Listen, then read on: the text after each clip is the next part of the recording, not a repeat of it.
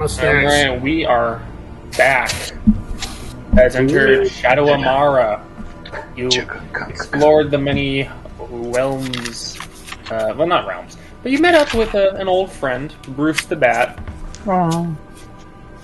And he's quite the specimen now. And seems to have been partnered with some loser skeleton named Scope, who just tries to do his job. Get any recognition for it. But you managed to convince Scope to introduce you to Kalma the Wither Witch, which is a sage of Benkotha, who in turn offered you the deal to end Benkotha's curse on the material plane to claim unfaithful souls in exchange for, I believe, if you gave her the LawRiter Gauntlets. You decided to decline for the time, as you felt like it wasn't your place to say when the gods mattered. And you went about your way in search of the LawRiter Gauntlets, which you decided not to tell her you had a map for. You are now flying on the Griffin before you see this incredible undeveloped demon undead creature in the sky, floating sack of flesh. Real unsettling. Not loving it. Now, before anything happens, I want to know, are you engaging or are you fleeing? I'm fine with running away, I say as I look around. Does it look like it's trying to, come toward us and attack us, or...? It looks like it is a creature of agony, and all it knows is the pain and suffering of itself, and therefore others. So, yep, it'll probably attack you. However, it does not appear to be as fast as your Griffin. Okay. I say run away. This thing. Yeah, it has really terrible reach. Then. The wiser course. That's gonna make this encounter about 10 times faster. We've got other stuff to fight in the in Shadow-Amara, and we've got to. This will just be one of those cliffhangers where the next episode is like, "Wow, that was crazy." Just like 2 minutes, like it didn't even matter. We all die in our sleep as it enters our dreams. I mean, oh no!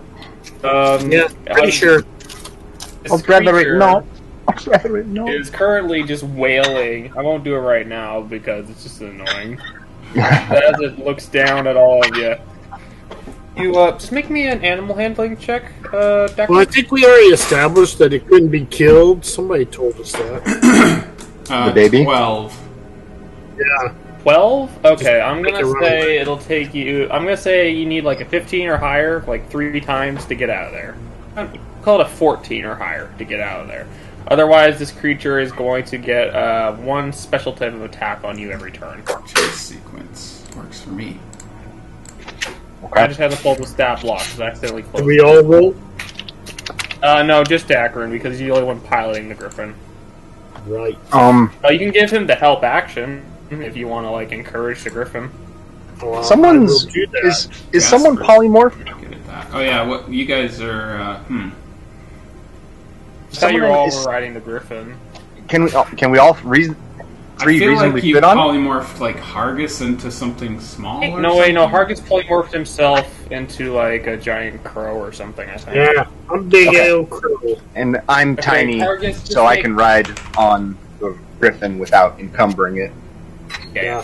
Hargus, I say you just make me athletics check.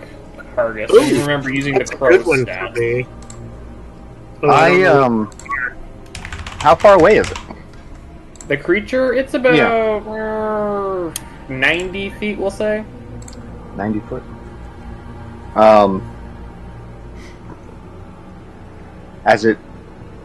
As we are approaching, or we're getting close to it, trying to go around? It's kind of perpendicular to it. You were passing near its fleshiness. I want to say legs. It doesn't have anything. Right. It's umbilical cord. It's got lots of those, though. Yeah, I imagine it kind of descending from the clouds, right in front of us, and we're like, oh crap, and so we have to kind of swerve around us, and then it starts. Exactly. That sort of thing. Okay. I will spend a sorcery point to cast a distance spell, and I will attempt to polymorph it. Ooh. Have you ever done a distant spell before? Not in a while. Yeah, once or twice. Not in a while. Like, he's had to, like, cure wounds us when he didn't have enough footage or something. Mm-hmm. I've used it a couple times for that, yeah. I don't know what my rules are as a crow. As a giant crow. But I rolled a 5. So we'll see. Oh, okay, well, Crow's making good headway. I'm actually going to use... that'll take too long, sorry. I'm just going to roll for it. I need to get done. My athletics are boss. I don't know about the crow. Mm-hmm. Crow would just be plus its strength. Okay, let's see here. Magic... what's your save DC? It's like 10,000? Not quite. 21. That's still pretty good. 21's alright. 21? Okay, oh, it's proficient in wisdom saves, thank God. So that's, yeah, it beat your DC. It would have failed, but it's, everything's proficient.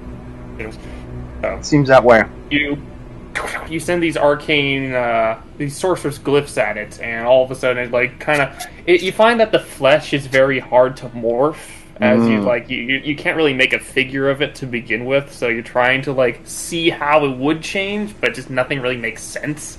Mm-hmm. And it just... as it's floating there. Which one is its arm and its leg? I don't care for that. Like, is that where I make a wing? Is that where I make a claw? Faster. Go faster. Come on, Emberwing. Yeah. Come on, Emberwing. Come on. Go. Okay, Hargus as a crow. What did you get as your athletics check, Hargus? I rolled a 5. I'm not sure what a crow's modifier is. We'll just use the giant eagle stat block, but still not enough, regardless. Sweet. See, there's a giant vulture you could use. I think I'm more of an eagle than a vulture. Okay. More of an eagle guy. Although I am a carrion eater. Fortunately, you're both kind of falling behind, and this thing, it's this massive size. This is a titan, I will say. A huge titan. Yeah. So kind of gargantuan in a sense. So it'll, angry, and as it's angry, going to... for a high challenge rating, it actually doesn't have the greatest abilities. It's just a meat sack. Yeah, kinda. It does see 2 flying creatures, and the griffin is definitely more foreign than the crow. So it's going to attack the griffin. What's the griffin's AC? Not to speak of. 14 if we're lucky. Unfortunately, it doesn't quite matter. It got a crit. Oh, gosh. Oh, Emberwing. Good night, sweet friend. See this creature, just like where its eye should be, just a large gaping hole with a smaller umbilical cord. It comes out much like a beholder's eye ray as a beam of ice launches towards it. Totally makes sense. Can I like roll to the side a little bit and try and just like take half the damage, just like no, as a reaction? It's kind of like Mountain Combatant. The Mountain Combatant can change a target entirely, so I will. Yeah, so since I don't have that feat, like kind of a halfway in between where I don't know what I'm doing, and I'm just like, no. I'm gonna say make like an acrobatics check. Yeah, totally fair. Yeah, let's call that a DC 13 to just shove your body the way without falling off. That was a 5. So now I might be like, no! I slipped out of the saddle! Jasper, I slipped out of the saddle! As you, hold tight, buddy! Hold tight! As you attempt to divert Emberwing, you're like, whoa! You're hanging by one hand on, like, the claw as you had fallen off for a second. Luckily, Emberwing had that snatching just instinct whenever something fell off. You're just kind of hanging there. You're going to have disadvantage on your next animal handling check. And then you see where you were. The ice beam just strikes at like the equivalent of where the saddle would be. Remind me, when we do exploding crits, is it only the first dice we maxify or whatever? Yes. So you basically just roll the normal dice and then add 1 max damage die to that. Alright. That way it's guaranteed to do more than a normal attack. That's kind of our thought behind that. So I used to do it where it maxes all the dice and then you roll one more time, but then a player cast a level 1 inflict wounds and it did like 60 damage, and I'm like, okay, one of the dice. I'm just gonna look up. I'm actually gonna look up the Griffin stat block quickly so I know what I'm working with. Yeah, I've got it up to a few. I just have it as an extra on my. Emberwing takes 46 cold damage. Ooh. He's still up. All right. As frost just like stiffens the wing, but there's that ever, as the name goes, there's this sense of like inner strength, less than so heat that's just keeping him going as he's flapping. Feel the snow. You feel like this. It's not even like. And you feel like this black snow kind of drift down and hit you in the face, and you're like, it's cold. It's also not normal. There's some planet again. That's besides the point. That's all I can do for now, for this turn. Let's get another athletics check from Hargus and another animal handling check from Daxon. Alrighty. Here's my nifty Tyler. Climb back into the saddle first? Yeah, that is what gives it disadvantage, right? Is me just... Over 17. Come on. Oh. Kind of veers him off track. So that makes it a 9. I'm not good with animals. I rolled a 17. Flint is okay. Animals. Hargus is making some headway now. Which, in a sense, also doesn't work out for you. Oh man, because you're now. It sees that the griffin is weak, and it feeds on its pain in that sense as it looks down. It's. Well, I don't like it. It's going to. I don't like it. Do I get a turn? Before he gets another turn? You want to do anything, Jasper? Draw the blade of Bigden and hypnotic pattern. Okay. What kind of... That's a charmed condition, right? Another wisdom save. Hypnotic pattern. Yep, hypnotic pattern. So yes, it's not immune to charmed, which I find interesting. Okay. Another wisdom save, so not 22. About as much. Ah, so close. As magic resistance is quite helpful, otherwise it would have failed both times. Magic resistance is, yes, very good. Can I bonus action anything? No. You send out the swirling lights, and it just kind of glazes over it like it doesn't understand the meaning of joy. Therefore, the lights just don't dazzle it. I spend another sorcery point to bonus action cast Minor Illusion, and I create out behind us a minor illusion of Dacron, like he fell off, and he's like, "Oh no!" Except it can't be animated since it's minor illusion, so I'm just like, just like in midair. I love it. I make it like look a glitched, like a glitched model that fell off of the griffin. Okay, what are you trying to accomplish with this? Just a temporary distraction, hopefully, that'll try and take one of its attacks on Dacron as it's there. Okay, so you're trying to make Dacron the target? No, he's just making the illusion. The illusion, decoy, basically. Because it's a minor illusion floating I'll make it in here. Intelligence. Like throwing your backpack at a bear when you're trying to run away? It is definitely an intelligence save to see through an illusion, so that makes sense. I'm gonna say, just because of the nature of it, it's not gonna take its action to do so. Yeah, especially since it's a cantrip and sure. It's not animated and stuff. That's fair. Let's see. Oh my god, what is it? Well, I guess it's another little natural 20 It makes sense. I mean, hey guys, the rest of us are like flies through it. If we got time, I can do that enslavement spell. Time? If you want to unturn from a crow, you can. No, What is the mint spell? The stupid your binding spell, planar binding spell. I think that takes a while. Yeah, I've got that like too an hour. with my sword, and I just can't see myself ever using it because it takes an hour to cast. Yeah, you would need like a magic circle, and this thing ain't fitting in no magic circle, pal. Sadly.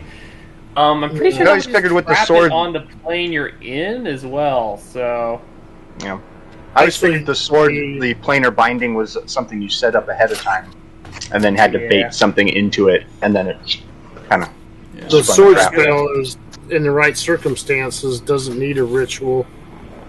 At least with my sword, I don't need to spend $1,000 to attempt to create it. So that's good. But yeah. Sadly, this thing's not amused. It sees the decoy Dacron. Weird. It's just like confused for a second, but it definitely still sees Griffin and Dacron. Kind of one eye darts over, and then it just keeps not even changing its speed. Right. What would you guys call the equivalent of saving face? Like a charisma check?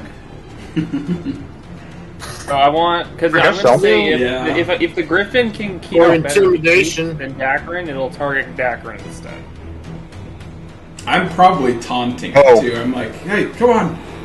Trying to bait it from. Make a charisma check, Dacron, and make a charisma check for your Griffin. I think Griffins are actually pretty charismatic. Nope, they have a -1. Yeah, you'd think that they're like noble creatures and stuff, but I guess it's better than like a 5. Would my intimidation apply to this? Or is it more of just like a taunting? Like, is it more of a persuading it to attack me? Yeah.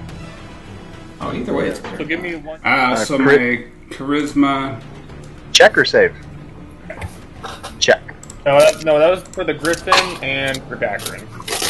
So, they're trying to like see who's more or less intimidating. Who's sassier? Okay, so Dacron rolled a 20, and the Griffin rolled an 8. The Griffin can't beat that. Yeah. Well, he was Griffin is like having a hard time keeping up with. It's clearly injured. It's clearly just trying to keep going. But you're pretty convincing with your demeanor. Injured. Should have healed the Griffin. That's dumb of me.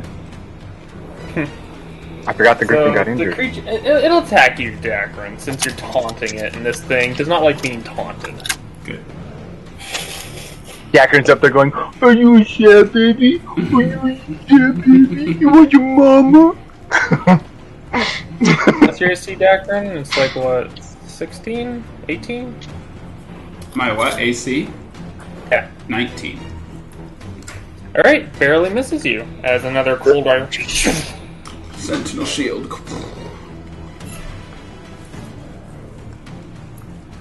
Okay, then. Well, oh no, never mind. I just remembered I'm a crow. You are making some level of headway against it. I'll say one more round, and if you can get the success off, you can escape.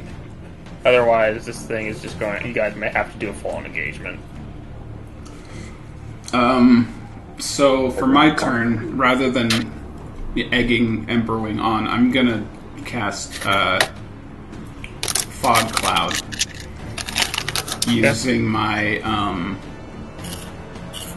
Tana's Piety.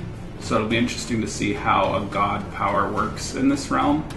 But I'm just gonna cast Fog Cloud just right behind us, just to try and lose us in the an obscuring cloud. Are you just gonna keep flying, Hargus? I'm not really sure what to do. As long as I'm flying, I guess I can spread out and attempt to draw its attention. Okay. Alright, sweet. Jasper, anything you'd like to do in specifics as this fog cloud goes off? And as the fog cloud goes off, it's less so of like this watery mist, and more so of like this almost polluted cloud with like even like little bits of static in it. Hargus. Like almost like a large gaseous form of sorts. This is the cloud erupts, I'm going to immediately turn and head away. Okay. Beat, as it were. Mm-hmm. Does not have blind sight, so it can't see through the cloud. Which means it doesn't know where you are. Yes. That's a pretty big spell, too. So the fog cloud looks different, but it does function. Like I was able Functions to the same. invoke it. Okay. It functions the same, it just looks more polluted. Okay. Or Shadow-Amara. Alright. So, Jasper takes... He readies a polymorph. He's got it locked and loaded, ready to go, as he throws a dust mote up into the air from his bag of tricks. A giant elk appears. And he quickly polymorphs it into another large or huge, I forget, creature, but he polymorphs it into basically a giant eagle form and sends it to go attack. Can you like communicate with them telepathically, or I just have to yell, like, "Go get it!" okay, Sick 'em boy! Before it's polymorphed into a different creature, you just get that sense of recognition. You get that sense of recognition in its eyes. It's like, oh god, I'm back here. Not again. And then polymorph, and he's gonna go attack the creature. Make an attack roll just to see if it's like does anything. It's a 14 plus Alright. at least 6, I think, or 5 or 6. Go attack the god. AC of 7? Oh my gosh. Yeah, it just didn't strike me as the type of thing that would dodge or be hard to hit. That is a good hit. So yeah, it flies in there, and you start hearing angry flying mantis sounds as it attacks it. Okay, sounds good. It starts clawing in. I'm not going to worry about the damage right now because it's got plenty of hit points. But you see, I would say that would cover your escape. But I don't want to be fair. This was never really meant to be a whole full-on fight. Like this ain't no boss. It's not a fight out. In your Hargus, what are you saying? It's not a fight out. As you guys are flying away, you look back and you notice that just like the mantis, just being in the presence of this creature, is just slowly rotting. Oh no! Glad we didn't get close. Giant Cthulhu toddlers. And then you just see this creature staring down at it as it like exhales like with this large cough of mucus. And from it, you see like this wraith appear, this ghostly dark figure starts stabbing at the mantis as the two of them just start just butchering it. Ooh. It's enough. The mantis got enough hit points that you guys are able to make your retreat. I don't know about that. Giant eagles have 26, so. I was looking to see if there was a larger flying creature because the elk is huge, actually. It still is only a CR2, though, isn't polymorph? That's what I was looking for, yeah. That's what I was trying to find. Probably turned it into some sort of, like, giant dinosaur. You never seen a pterodactyl somewhere. I don't like Kobold that Plus, there I'm are curious zombie about that as well. Tyrannosaurus Rexes that I could introduce, but I think I've made my mistake before. I don't think I'll make it again. I don't see what the mistake was. It seemed like that was a great time. I don't see the issue. That'll distract it. Everybody wants to kill the giant parrots. Yeah, right? Yeah, those guys were pretty good hitters, too. I mean, especially against And they were loud. I think that would cover your escape because, the Wraith summon would have actually been the monster's it decided not to attack for some reason, and then the Wraith would have had to been like, oh, what am I doing? Oh, okay. Looks like the only huge flying beast is a Quetzalcoatlus. So yeah, a dinosaur, basically. Is that a beast, the Quetzalcoatl? Yeah, dinosaurs are beasts. Oh. I didn't think the Quetzalcoatl was a dinosaur. I thought it was like a mystical flying creature. But it was a Quetzalcoatl is, dragon. but like there's specifically a beast dinosaur version. named There's after a- that, like a That's Quetzalcoatl. There's a lesser beast called a Quaddle. I got to get that. The Quetzalcoatl is like in the dragon family. Yeah, The it's like an lesser- Aztec, like Yeah, Quaddle. yeah. God, That's why I figured it was a. Yeah, cool. Good deal. Well, Right, and with that, you make your way out. Jasper pours one we'll out say- for yeah. Reginald or whatever. Salute as it Yeah. goes along. Back to the Might bag. be- This is Mushroom Back- cloud in the distance is getting away. Back to the bag with you, good sir. Alrighty. With that, you cover your retreat, and God, it's going to take you. Did we decide how long it was going to take you to get to your next location? Which I forgot the name of already. We didn't firmly decide, I don't think. About a day, I thought. But Yeah, I feel like we a day because the Griffin lasts, I think 8 hours.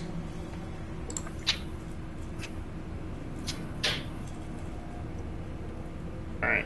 Well, we'll call it your day's worth of travel, with all manners of polymorph and the many abilities you have together. Hargus's extra fly and whatnot.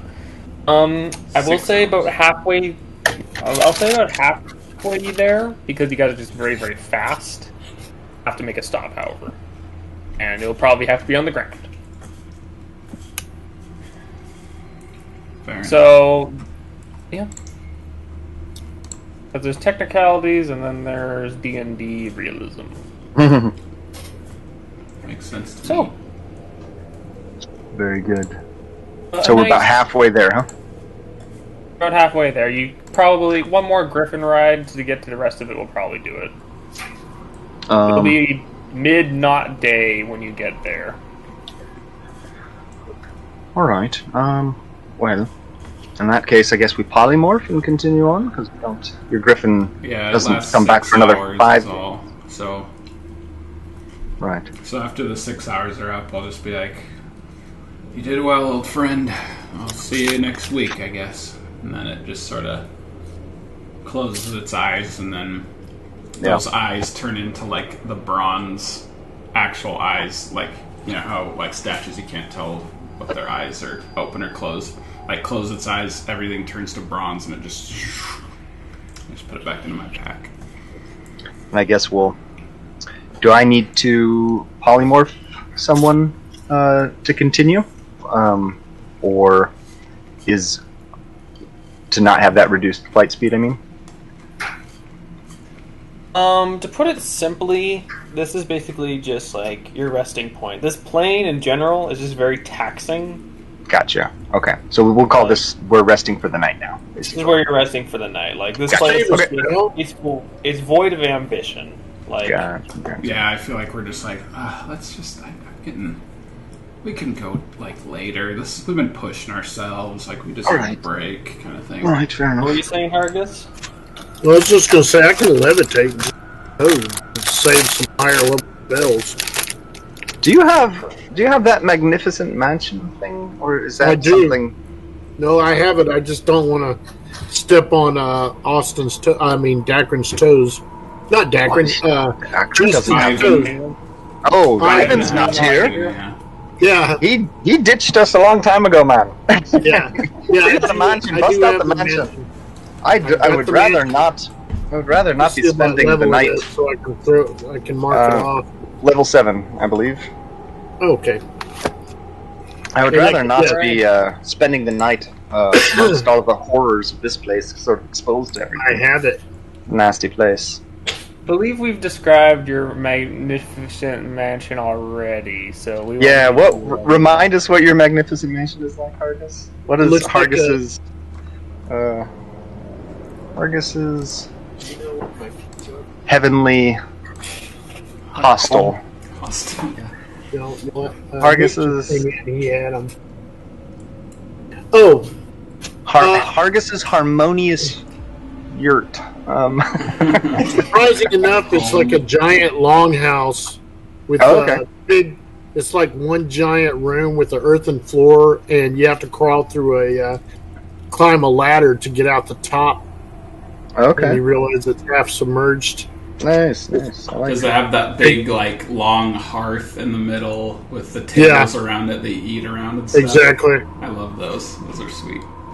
Well, that's it. It's got all a golden wood light. burning oven. Golden light, rough-hewn wood, and wattle. Well, you guys feel a sense of rejuvenation as you will accompany your long rest for a night. I guess technically you won't be having to make your depression saves because you're in this magnificent It mansion. is a different plane, so... Thank goodness. Right, so there's no need for depression saves, which is our equivalent of exhaustion. You get 6 of them, you become hell folk around Yeah, here. you guys only stayed in Shadow-Amara for, I think, 2 days total. Like, you guys stayed at that inn and everything. But yeah, each depression level you get grayer and grayer, and then once you get 6, you just... Nasty. You're stuck in the plane forever. You just become one of the gray folks. So. Yikes. Glad I forgot about the Magnificent Mansion, so that's good to... Benefits of high level. I haven't played all day, so Hargus is going to play. And he's going to play loud. And he's going to stand in the middle of the longhouse and sing and the top of his lungs. It's like he's trying to get his juice going or let the steam out. And then he's done. He's like, alrighty. Oh, and then he drinks. Yeah, well played. That was What great, Hargus. What are your servants like? You know, you get 100 spectral servants. Oh. They're all dressed in traditional attire, and they all look like these really tall golden tribesmen. And women? They're all women. Okay. I thought this much.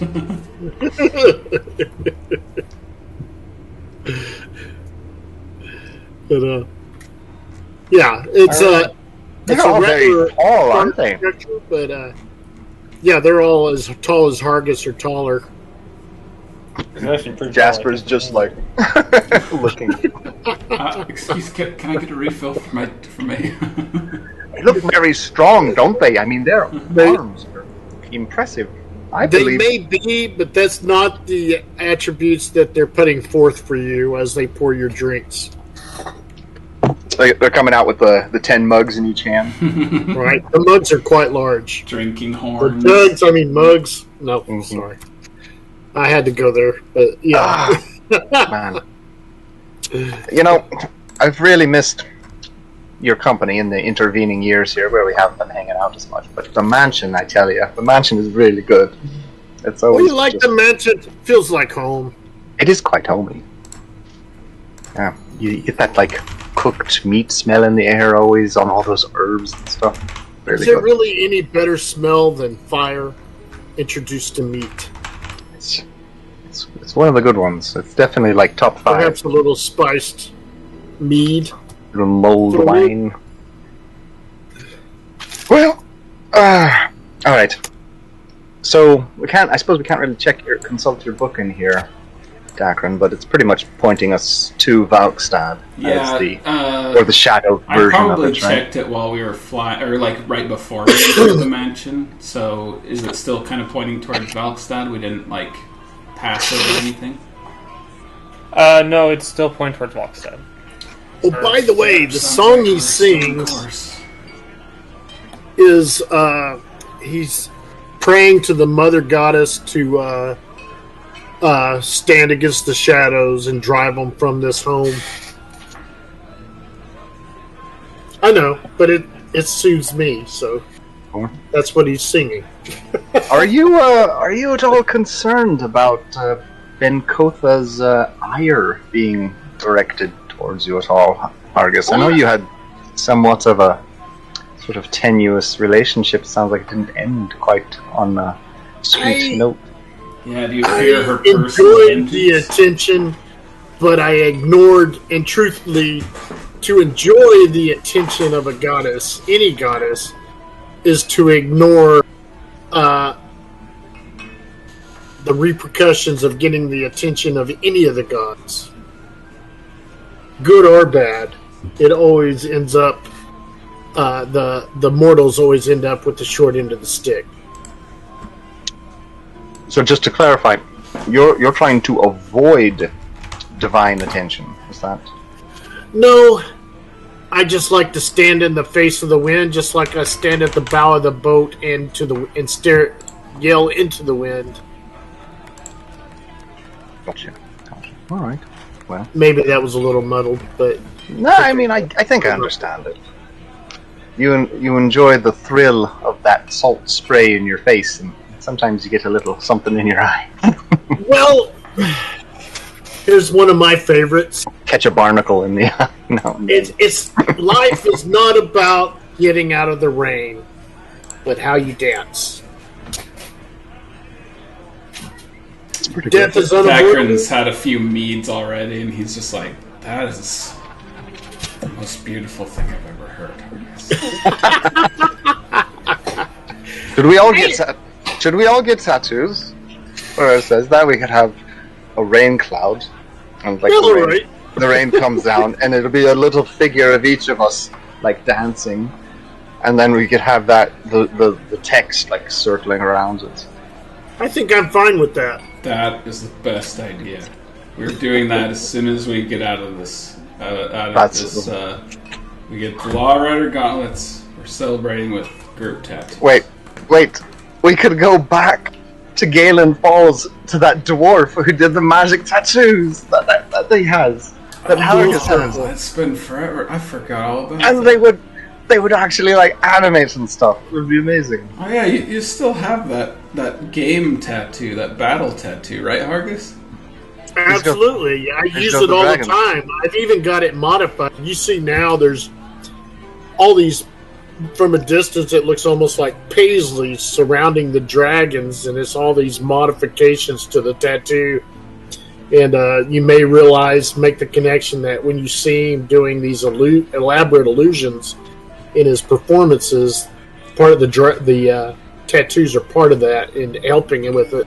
Mm-hmm. It's like a level 60 tattoo or something. Yeah. It just keeps on pouring money into it. Yeah, if you ever engage in the tattoo battles, your tattoo gains little bits of flair from the other combatants, so that he'll get like a gem stud or something like that. So if you've been battling a lot, your dragons will be all like bejeweled and frowned and. If you lose too much, it just disappears like as nothing else. Yeah, you have to go they just get more and more degraded and like sad looking. So they'll be all mopey and. Well, in my mind, Hargus, just like his magic, was discovered by accident. That the more he played, the more the dragons came out and participated, whether he wanted them to or not. They just kind of do their thing. Like if he's telling a story, they participate in the story. You know, they always want to play the dragons. So, all right, that's my own personal, Argus's own personal world where he's, performing. That's good. Well, I think that takes up the evening. Then we scrawl a bunch of really crappy drawings on the long tables with chalk and argue about the best way to do these tattoos. Yep. And then probably go to sleep. Yeah, one of the chicks roast some grasshoppers, locusts for you, glazed in honey. Yeah. Yeah. Jasper will burn a few sendings before bed talking with Brissa, and then there's a chance that those don't go through. That's right, 25%. I think it's got to be over 10%. Not sure. I forget. Let's see. I'll roll them in a row here. That's a 59. And yeah, Dakron casts Dream, but it doesn't work. It has to be on the same plane of existence. So I could cast it on anyone else who happens to be in a magnificent mansion, I assume. I assume it's all the same plane, just like pockets, scattered throughout its own little universe or something. But yeah, none of my. You have Jasper, None and of you my have targets. Hargus. Yeah. You could probably get like a dream spell to work on like another more. Yeah, maybe I'll cast Dream on Hargus and appear as Bankotha and be like, Oh, gee. You don't belong in my plane. You never called Be me. careful, Binkotha. You don't want me to throw a hey girl at you. I was gonna say, just Come on. Hargus turns around naked on the plane, looking over his golden plains, and he's just Come like, on, girl. I knew you'd be back. And then I just wake up and I'm like, gosh, does he have that dream every single night? Come on, How girl. does he do that? Come I've on. never had the same dream twice. Turns out Hargus He was is a acting lucid very dreamer. Yeah. Hargus has just always been lucid dreamer, 100% control. I'm of just his dreams. completely satisfied with just that same thing every single night. That makes a lot of Come on, sense for girl. his character. That's funny. Among the bardic secrets, I've mastered the art of lucid dreaming. That's right. funny. I have now. It's canon. Yeah, I I love had that. before. I have now. And that is the second and last time that Dagger never cast Dream on Hargus. Oh, Alright. fun. It's just like, Come on. Not worth it. You'll find that you wake up the next existing morning in your eyes, and as the three of you are just exiting the mansion via ladder, I guess, you'll find that you are amongst this just not desecrated so much as just very empty and dull land. Right. About where are we in Shadow-Amara? Like, does any of it look Trying to get to familiar? the equivalent of Valkstad, right? Yeah, and so, I mean, maybe let's see, Scornhall, like, maybe we can see the equivalent of Appleshire.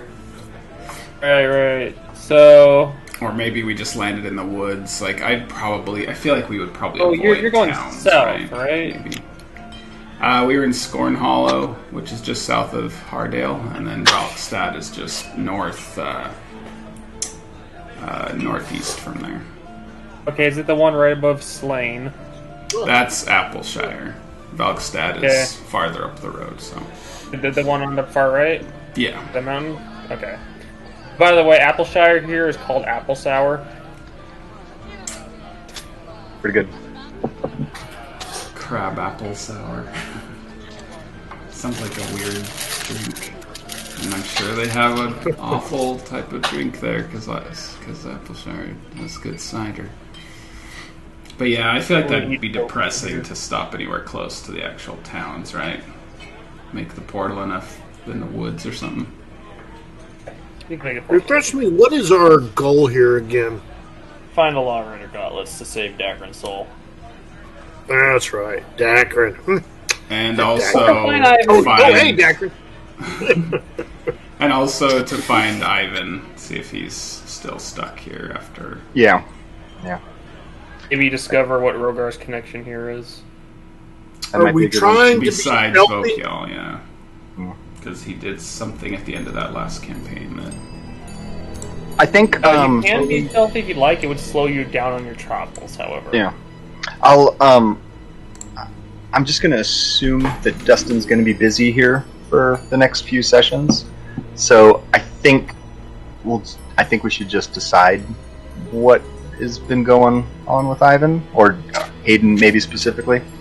I mean, because I've got Commune and I've got Sending spells, but Commune would get me a pretty long way with finding where Ivan is, you know. I don't know if it would. I don't think the Tree Father has any power here to, like, know stuff, I mean, right?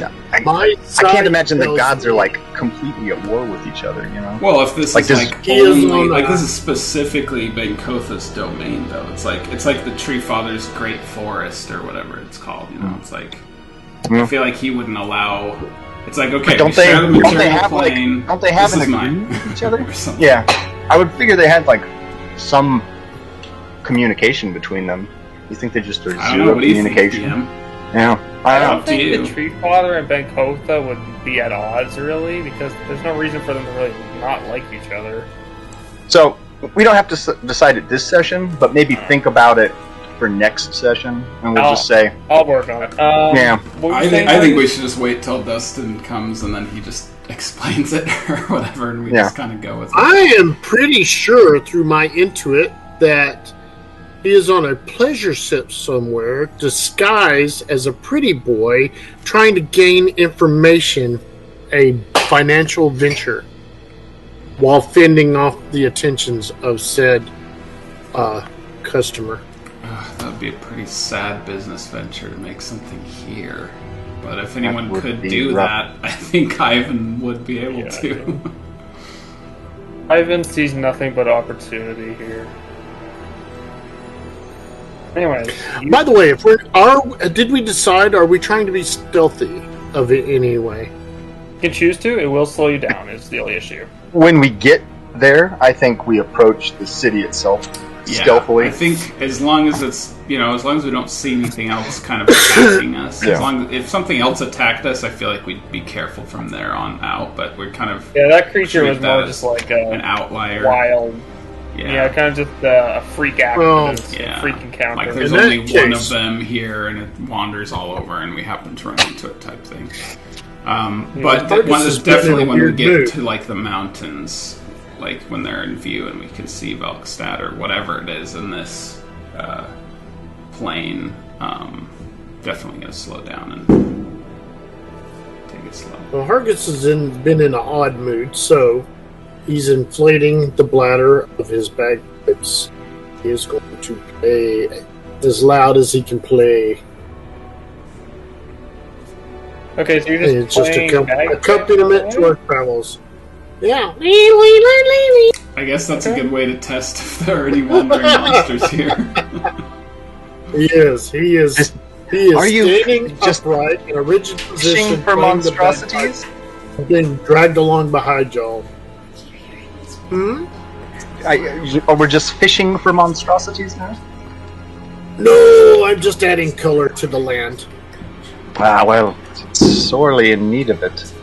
I don't know what to make out about this pitch from Ben Kotha. Do you think that is made in good faith? Like that pitch that she made? I don't. Hell's no. To abandon all future incoming souls? Here's what I thought of. Does she want them? Any promise she wants. Get the LawRiter Gauntlets. Use them to break the contract. Yeah, I guess we don't know too. Yeah, is that a one contract thing, and they're dissolved forever? Or that's what this book says. I flipped through the book. It says that they have some certain powers of like identifying, loopholes and help you kind of understand contracts perfectly, which would be useful. But you can also sacrifice the gauntlets to destroy them and which implies destruction without. So I'm especially leery of saying her name in her own realm, but I think Ben Kotha, I think there is trouble brewing amongst the gods, just evidenced from the things we've seen on Earth, on Amara. I think there's trouble brewing amongst the gods, and I have heard whispers of a power play amongst the gods of the goddess of Shadow having too much power, and the other gods being jealous or leery of it. How resentful of it, maybe? All the remnants and kind of basically. Well, you think about everyone, half of everybody worships no one, and the other half worships all these different gods. Then she gets that big half, that kind of thing, huh? Exactly. And if you think about it, are any of us purely of light or purely of dark? So where do you go? I'm going to the Great Forest to hang out with the Tree Father. It's going to be amazing. I'm playing at the table, bitches. but you might be slotted for Ben Kotha's realm, right? If you're if you kind of are repping all the gods and yet none of them, like, where does that leave you practically? Do you think you're bound for here? It leaves me like in the Creator's Hall. Like a pass to visit any of them that you want? I'm fine with the path. There's also that. I think Hargus would be like a wandering spirit in a sense. Even in the afterlife, people are like, "Oh, Hargus is coming to play." I'm not sure what the aftermath holds. I've never followed the gods to ensure my passport to their realm. Your jack of all trades kind of extends to that. Playing live in the Great Forest, Solstheim 1st through the 4th. It's Hargus of Clan Hargus. I have my and his golden bees. How does that turn into a Baz Luhrmann kind of thing? How does that saying go? Is it Jack of all trades, master of none? No, it's what is it before? Yeah, Jack of all trades, master of none. Jack of all trades, goes on from there. So yeah, like it's like, you know, Jack of all gods, acolyte of none. You know, it's like where would he be? Who would claim Jack of all ownership? fates. That's a little tacit agreement between all the gods. Is that all right? Bards we share, right? We're sharing the bards, so we all get a little. Take turns. Gotta take turns with the bards. Pass the bards around. You know, in his naiveness as an apprentice, he believed in the god of the goddess patron of, and now he's not so sure, and he's kind of gone back to the beliefs he was raised with, which didn't have any of these gods. They had a father, creator, mother, creator, and then a bunch of children in between them that bickered. And so he's not really... He keeps his mouth shut, really. If he was forced to analyze it, he's not sure that he holds affiliation with any of them directly. So he tells everybody he serves the gods. You know, Hargus, if you end up in the Great Forest and I end up on the green seas of adventure from Tana, I mean, does that mean we'll never be able to see each other again after we die? I wonder how that works. You know, do you think we'll just not really care? It's like, oh, this is my new life, these are my new friends, kind of thing. It's kind of sad when you think about it, but I think mortals all their lives spend their energy trying to refine and define what the afterlife is. But I bet you if you asked any god, they couldn't tell you for certain. I mean, that's the tree father. Maybe it's just beyond our understanding. Kind of like as a child, not being able to understand complicated concepts. And then when you're older, you're like, oh, it's obvious, but I can't explain it to a child. You know, maybe that's how the gods are. They're just like, just wait, and you'll be fine. I think I'm of that school. You know, hold my hand, and we'll cross the street, and you'll be safe. Fair enough. Yeah, maybe peace in your heart and serve the light. Maybe there's making you guys philosophical. Yeah. Maybe it's like Venn diagrams, you know. It's like the aligned sort of parties, right? They like got your domain, but there's a little Venn diagram where you can go visit friends from other domains. A little coast of the forest. Yeah. And maybe they move around stories of a great tree of creation where people could move up and down it to the different realms. I've heard that story. There's every story. Oh. Some of the best forests on Amara have a beautiful ocean right at their toes, so it would make sense for some overlap there. As you guys are speaking, and Hargus occasionally just goes on his bagpipes, you guys will hear a snap in the woods every now and then, but it'll usually just be one of the trees kind of reaching towards you. However, occasionally they'll just be kind of repelled by Hargus's music. You can kind of rear back. Occasionally you will get like a swipe or two, but if you hit them once or twice, they'll leave you alone. The only I think they remember. Nothing a sword of sharpness won't help. The last time I was here. Yeah. The only other encounter you guys have is at one point you hear just like like a depressed sigh, and you look over and you just see a gray folk with one foot in like a bear trap just sitting against a tree. Oh. That's what are you doing there? Depressing thing I've ever We seen. should go back and help him, right? I mean, Just real quick, real I quick. mean, it's not going to make a big difference in the long run, but I wouldn't. I would think about I it can't. after. I can't. Gotta No, do I something, can't. Yeah.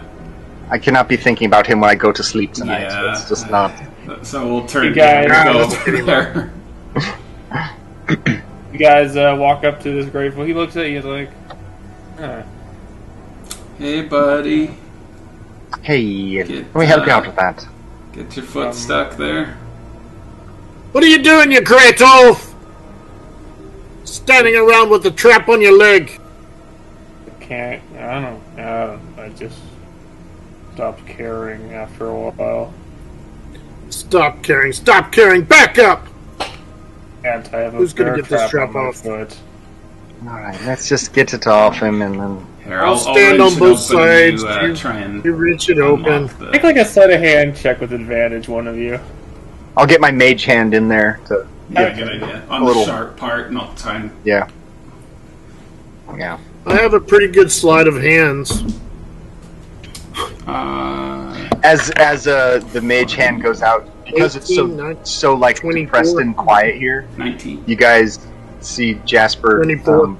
Bring out his arcane focus for the mage hand, but usually things are going on so you don't hear it, but you still hear very quietly, he goes, sticky eye. And then goes out and grabs it. Yeah, just You sort of notice out your of mage habit, hand? just cast it. You notice your mage hand is a little more spectral and almost skeletal when you cast it. Oh, yeah, With it's the a little... droopy hand. Oh, skeleton. that's what I'm missing! This would be the perfect place for my giant hand! Haven't seen that's him in a great. while. I wonder how he's doing. Oh, Where did you gosh, park you it? just let it wander away. That's Just gonna, Wait a it's gonna minute! terrorize villages, No. Marcus. Is it in my bag of holding?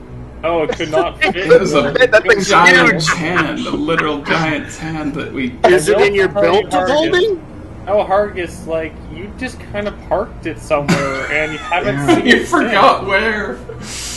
And now Oh, there's I know. legends I of think a it's- giant hand I think just roaming the woods. I think it's bumping into the wall in one of the rooms in the keep. Yeah. It's just kinda- Did you put a pin on a map on your sending stone map? I'm pretty sure it's bumping into the wall in one of the rooms of the keep. This is Sort of like one of those sweepers.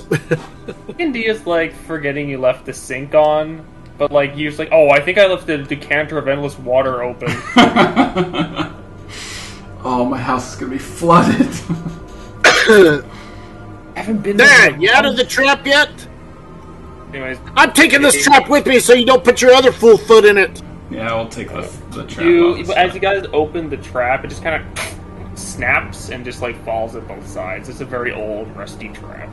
Mm-hmm. And he stands up. You see like this kind of wound in his leg. It looked like a hit, and there's just this black ichor bleeding out, or it looks dried at this point. It looks like he's actually been here a while.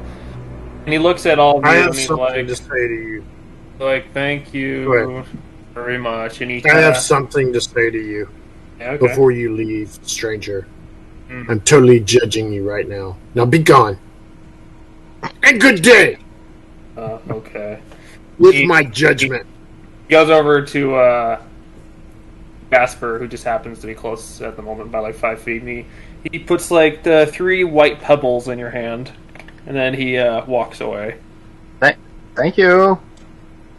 Have you been sniffing those mothballs while you were waiting for us to come along and save you, you damsel? Detect magic goggles. There's no trace of magic, however, they almost seem pretty, which is unusual for something here. Maybe the gray folk like anything that just sort of is not Has some- dark and bland and Maybe, yeah. dull. Like these are, these look a little polished and. Now I'm depressed even more because I've taken these 3 shiny pebbles. I just. Maybe you should You go know leave them how out long- for him. Like just. Do you know See how where long he's he's been going standing here looking at those pebbles? I think he's got all of his pleasure out of them. They're okay, so they're not magical. They're just shiny. Okay, They're just like 3 smooth stones. So okay. I'm gonna run up kind of towards the side and mage hand drop them in the road ahead of him when he's and see if he picks them up. Yeah. yeah. That's He nice. sees these stones kind of fall. He's like, "Huh, that's lucky." Pick each one up and Broke even for the day. Yeah. I'm gonna keep one of them just for fun. he's So It like, did "Oh, mean 2 out of- something in a Yes. weird 2 way. out of 3." Yeah, yeah. It's a weird souvenir. So I'll give him back 2. Yeah, he's like, you can just hear him like, "No, 2 out of 3. That's better than I've ever had." 2 in 1 month? Wow. Amazing. Lucky me.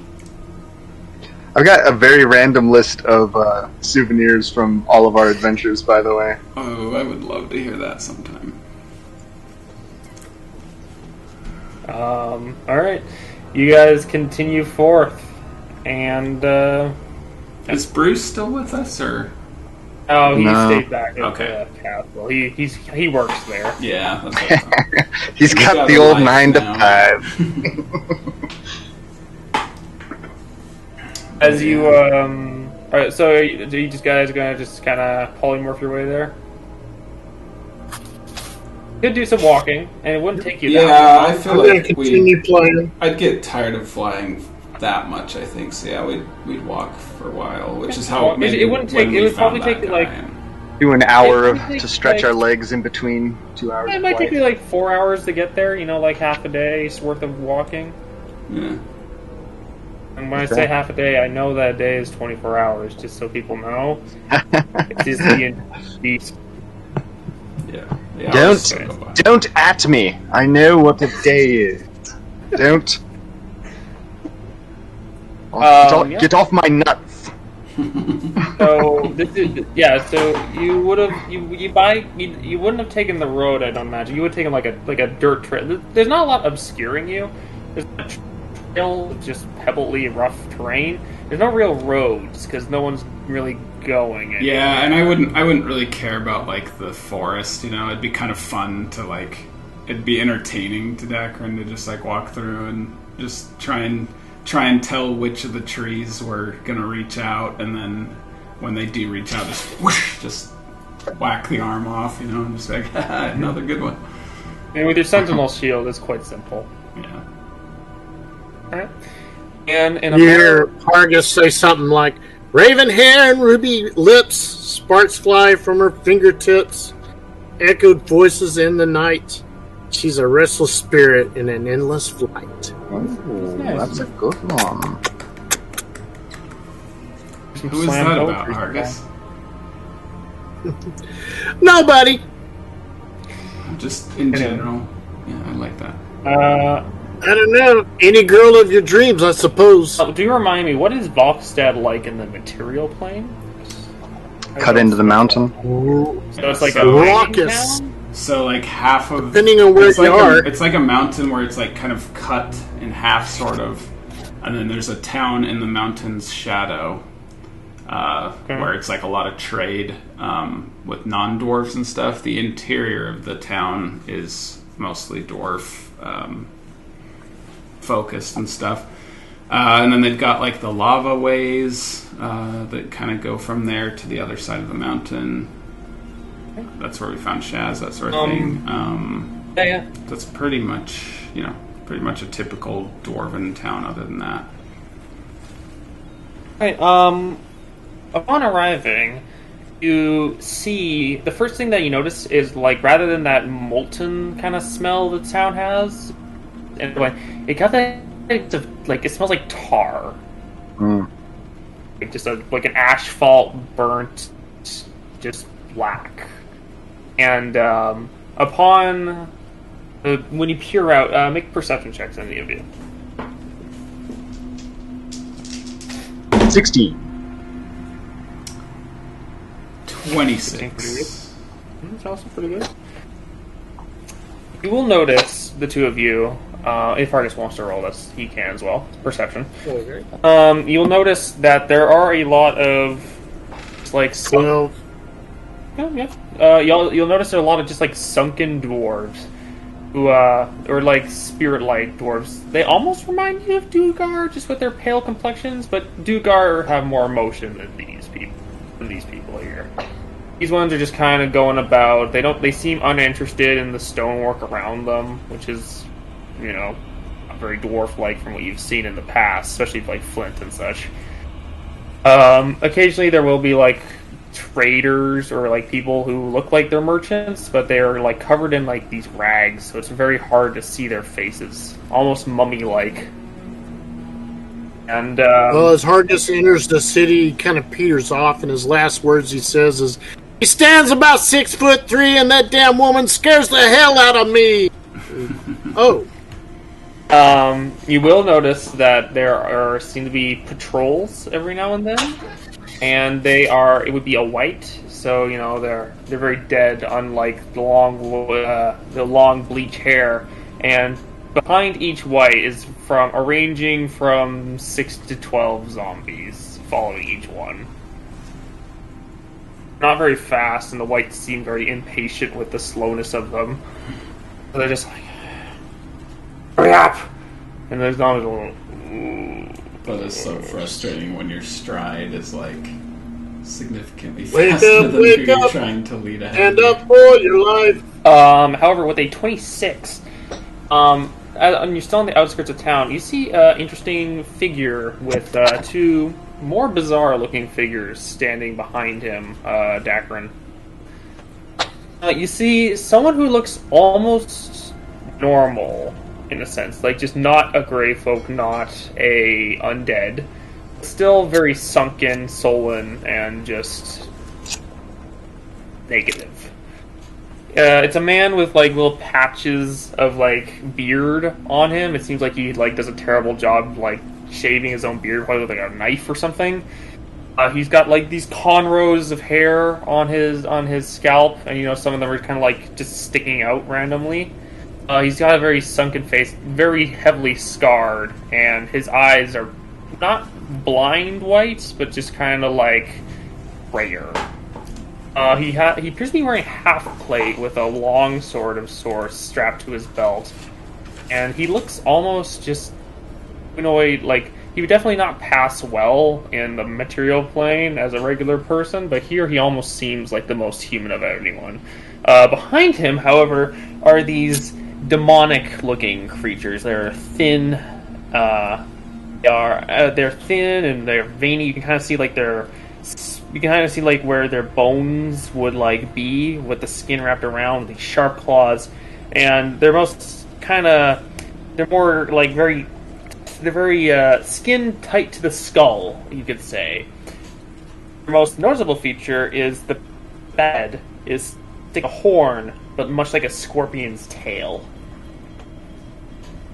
And these two creatures, they are just kind of like behind this guy, just like looking around with like a hunger in their mind. Just this gray saliva dripping from their bottom jaw. And man seems to be talking with this man seems to be talking with one of the whites. Looks like we found one of the head honchos. I'll use some pictures, by the way. Yeah, bestiary or NPC art actually might be. See art for this guy? He's basically just humanish looking. I got what those things look like. Oh, they a nasty boy. Did we fight one of those? Also, this place kind of looks like it's Fort Runewood. I think. Did you say? Did we fight one of those at Fort Runewood? Was that the thing that was skulking in the like wine cellar or something? Or maybe I'm thinking of something else. Oh no, the thing that was skulking in the wine cellar was, I think, much tougher to kill than what that one got. Was in the wine cellar was different, I believe. Maybe I might be wrong. Oh no! Because what was in the wine cellar specifically was like able to resist damage when it was dark. This doesn't have that. I'm just gonna tell you. I'm trying to remember what that thing was. Yeah, it was some sort of. I thought I knew at the time. Anyways, as you are all looking, this man just seems to be speaking to everyone around him. He's just very pale. You can't hear their conversation. They are at the front of town, like the entrance, and a lot of this place seems like a construction zone with a lot of bricks and slabs of stone. No one is constructing anything, however. But it's very not appealing to dwarves. It's weird, because these are spirits of dwarves. Well, they're grey afterworld, so it's just devoid of anything they have passion for. Yeah. What a existence to be, cursed with the ability to create, but no motivation to do so. But actually, it makes sense when you think about it, right? Because any of them that were in love with creation and with making beautiful works of their own hands, they were probably, following Yord, right? So none of the ones who loved to create would probably be here. And this is what you get instead. So you're saying that this is kind of like not a paradise, like but a bit like of a purgatory. It's like this is where they'll be the happiest. I don't think they're happy with it. I think it's more of a purgatory. Had that sort of sense of mercy. I'd almost think of it as like drowning in a sea of indifference. Like they're surrounded by ambivalence, right? Like just because you have no passion doesn't mean you love things that are bland, right? It doesn't. Yeah, I don't know. It's a tough. Well, in purgatory mythos, it's an in-between place to get your stuff together so you can move on. Straighten out your issues so you can That kind of seems like what this is. Although it seems like most of what made them has been taken away to fuel somebody else's fire.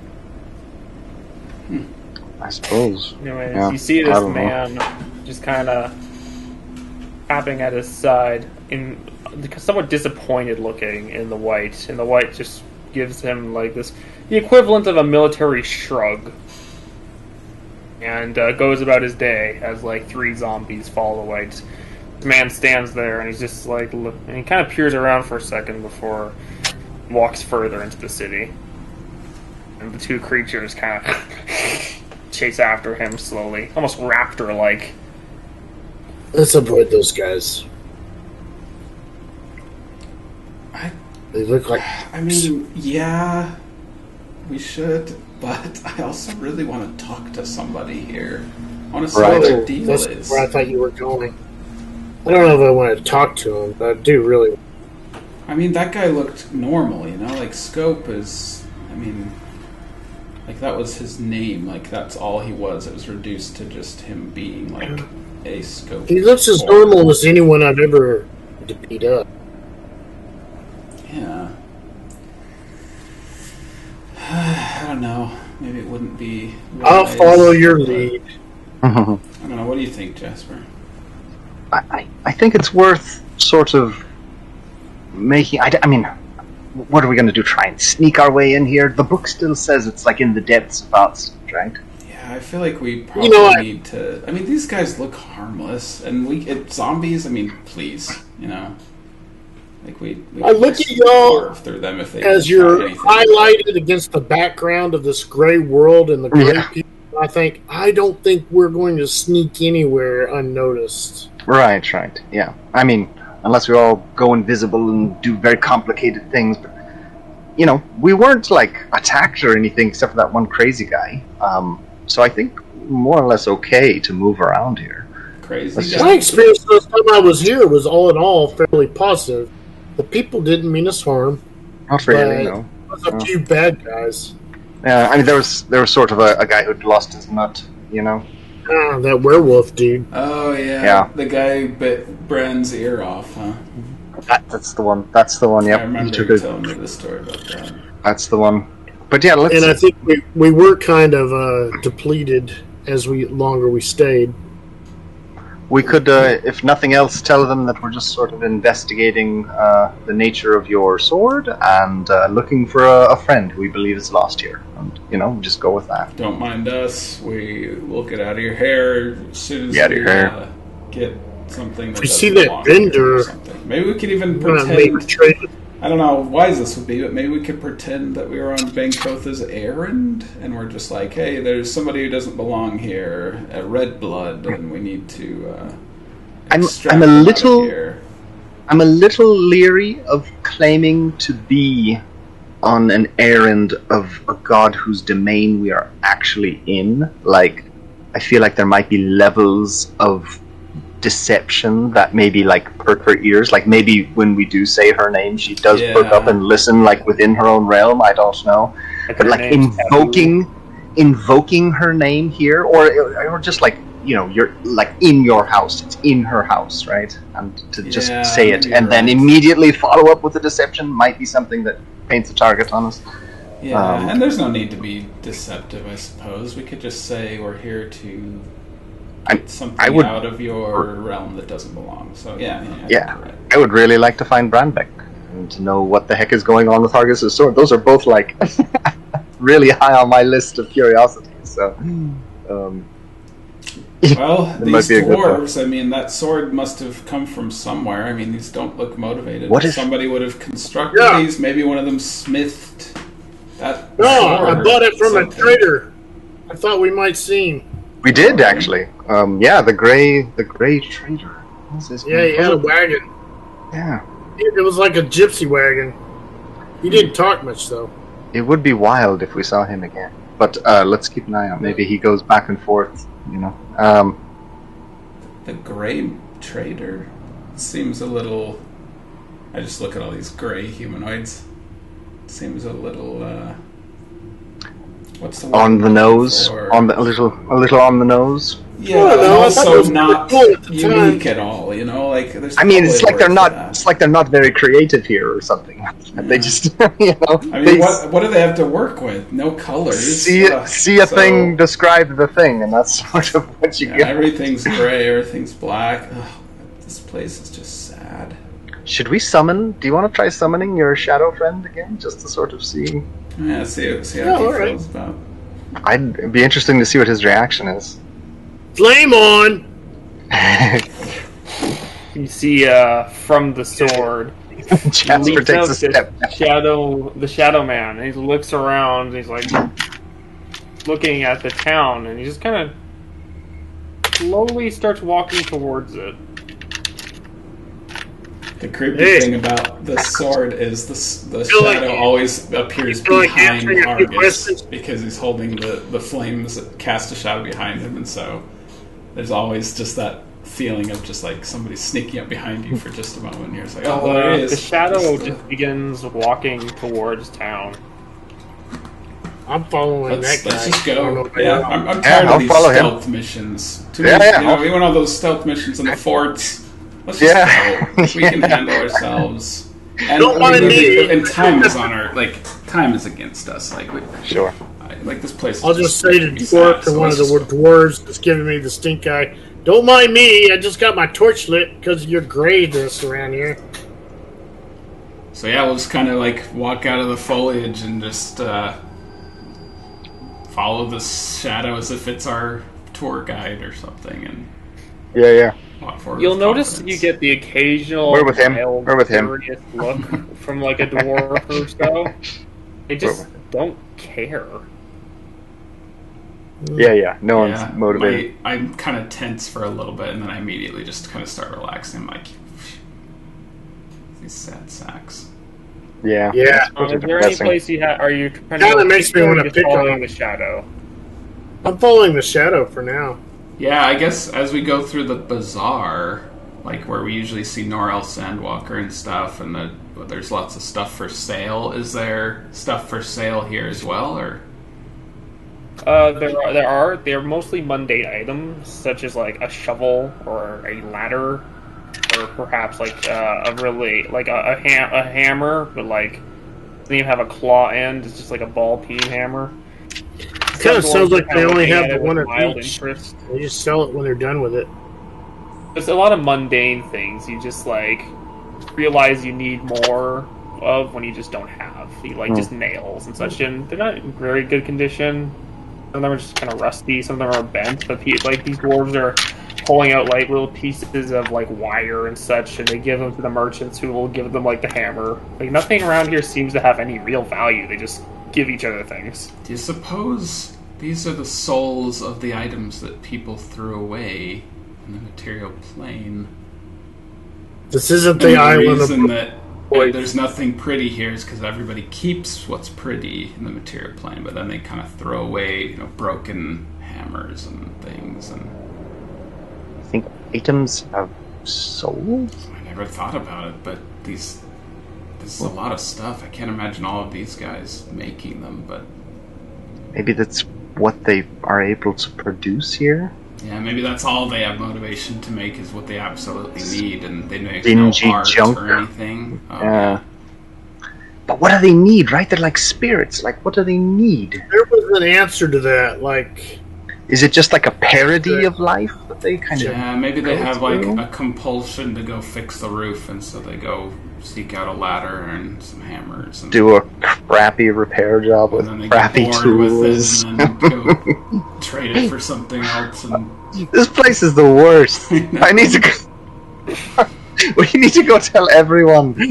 Just pick a god. I like to think these like philosophical things, maybe we're not necessarily saying them out loud and discussing them, but it's just sort of the general thoughts that we have that are just making occasionally hurried whispers, I think, for sure. But then it's just us what were you saying, like, it seemed like there was an answer to their supplies, like where they got their supplies, like shipment came in every day or something, but I can't remember.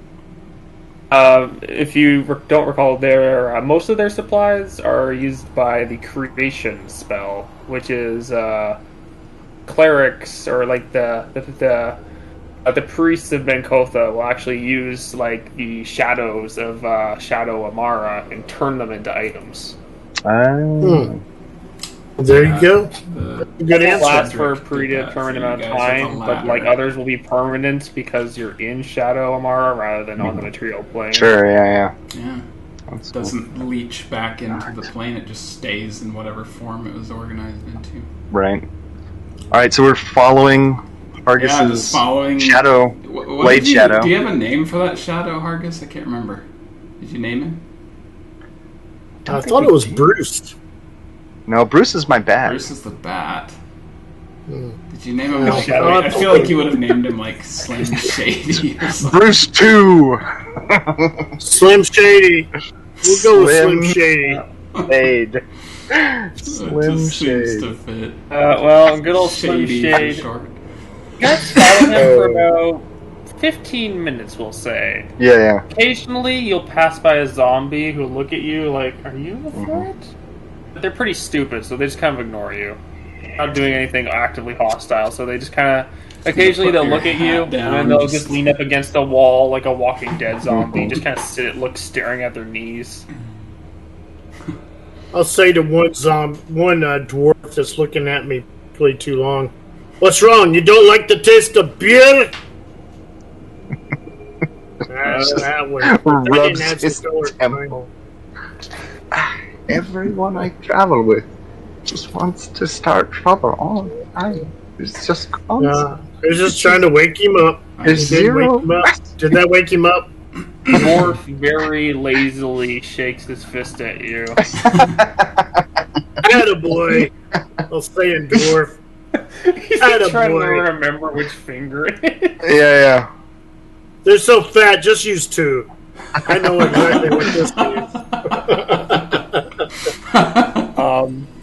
Your sausage fingers. As they are... Probably don't like the taste of a good sausage either. Anyways, about 15 minutes in, you'll notice that Slim Shade over here, he's not really doing anything with any regard. He's just kind of... It's like he's going about his day. Oh, this is where he's taking up residence. Yeah, he's getting back into a into routine the groove that he remembers from years earlier. And notice he'll walk over. He walks over to a dwarf who speaks with him for a second. Like, "Do you know where this is?" The shadow will point, He's like, thank you. He hands him some like loose string. The shadow will take it, and he'll move over to like a stand. He'll put the string down. He'll get a couple rusty nails. He's basically just doing that whole like, Wow. what? Can I buy a car with a pair of chopsticks? Kind of thing? It's trading. What's that called? The trading game or whatever. Picking up where he left off. Shady. Hey, Shady. Got a question for you. Looks at you as he's like holding one of those broken hammers. Do you know where those gauntlets we're looking for? Does everyone go? You do notice... I'm actually going to make a perception check for one of them. Oh, come on. Well, I'm going to make an observation. I'm gonna. You notice one of... You actually notice a white walk by for a second. He turns his head for a second and he's like... He shakes his head and continues moving. Are you looking for the beer? Don't talk about that. Don't talk about them. You already talked about that to the shadow. He has no idea what you're talking about before. He said before he doesn't know what you mean. Hey, do you know where the Gray Merchant is? Oh. The shadow like thinks for a second, kind of like as if tapping his chin, but his like finger mixes with his chin as he does that. Do you remember where your daddy I got was? nice The one bucket we lid for you. purchased you from. Where's your shadow daddy? And he kind of points a little ways down one of the streets at a turn. Like he does like a point this and then that way. Oh man. Kind of like around the block. We're going over there. Why don't you go with us? That way you don't get yourself lost in modernity. He Yeah. shrugs and starts following you.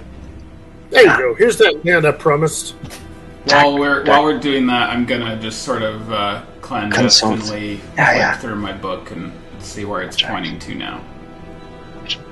Is there any random items you really dream? I probably could get them for you. I mean, The shadow maybe. gives you like the kind of look. It's the least you can do. It's the least I can do for you having and keeping that ginger gnome on his toes.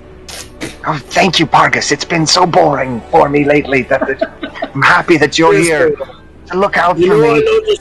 and you know keep I love me this on my people a lot. toes. You're your best when you're going 100%. I tell you. As you're looking through the book, Deckard, you'll find that it doesn't really specify location. It's not like the Marauders map from Harry Potter. It doesn't give you like names. It just points at the city. Right. So it's still pointing into the depths of the city. Okay, so is it pointing? So we haven't passed it in the market. It's not pointing into the market. It's pointing deeper into the actual. It's not like pointing any direction. It's just like pinging. Like this is the right place. Okay, so we're getting warmer, figuratively speaking. Is it going people? Anyways, as you are kind of looking through the book, you hear it's less of a cough to get your attention, just more of a raspy kind of noise. Is that you? You'll turn around, you'll see one of the whites there, just looking at you. He's got like 4 zombies behind him. And he looks at you and says, I'd say, Hey, what's up, Whitey? Sorry? I'd say I recognize bright folk in these parts. It's been a long time. Oh, it's because you don't know us. It's true. We're new. We're new just here. Passing through. We're from out of Yeah. town. Yeah. Not interested in any lasting relationships. Just a few questions, and then we're at. Yeah. In fact, have you seen any other bright folk around here recently? Maybe in the past month or so. Yeah. Elven We're looking fellow. for a friend. Elven You might fellow, know pointy ears, quite good looking, but an untrustworthy smile. haughty demeanor. Elf? Yeah, elven fellow. Yeah. You know, Very like a shiny. drow, but you know. Wait. It might Pinker. have. So you probably would have seen him like this. He'd be looking down his nose at you, He acts like a drow with a melatonin. like that. Imagine that look from. That was a pretty good one. Now's our chance to roast Ivan while he's not. He's gonna have to get online now. Probably offered you a business deal to, employ better zombies or bring you new zombies. Did someone offer you a zombie exchange program? Oh, he totally would have too with his trade in your old zombies for the newest model. fresh skeleton warriors from the material plane, perhaps. Are you tired of your old broken down zombies shambling about? Barely a brain cell between them. He's late. It's not, I was like,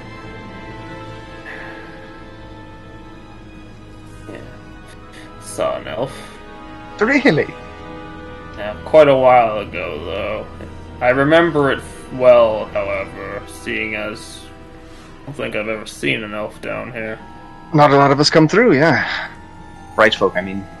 Well, not just bright folk. Elves are difficult to be grasped by Bankotha. Oh. They're stuck in their ways. Their way of life and death is different than most mortals. Oh, I would say so. Yes, I would have to agree with that statement. What about half elves? I kind of move the hair over my slightly pointed ears. I'm just curious. I mean, so many of you. There's a whole pit of you over there. You guys suck. So indecisive. I mean, torn between two worlds, easy to poach. I don't know my daddy.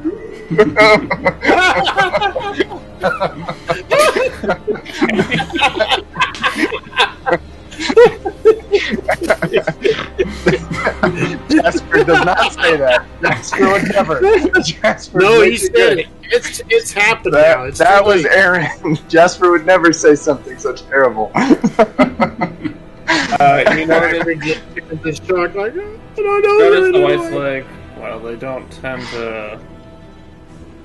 Yeah, it's more accurate than you might think. Oh no.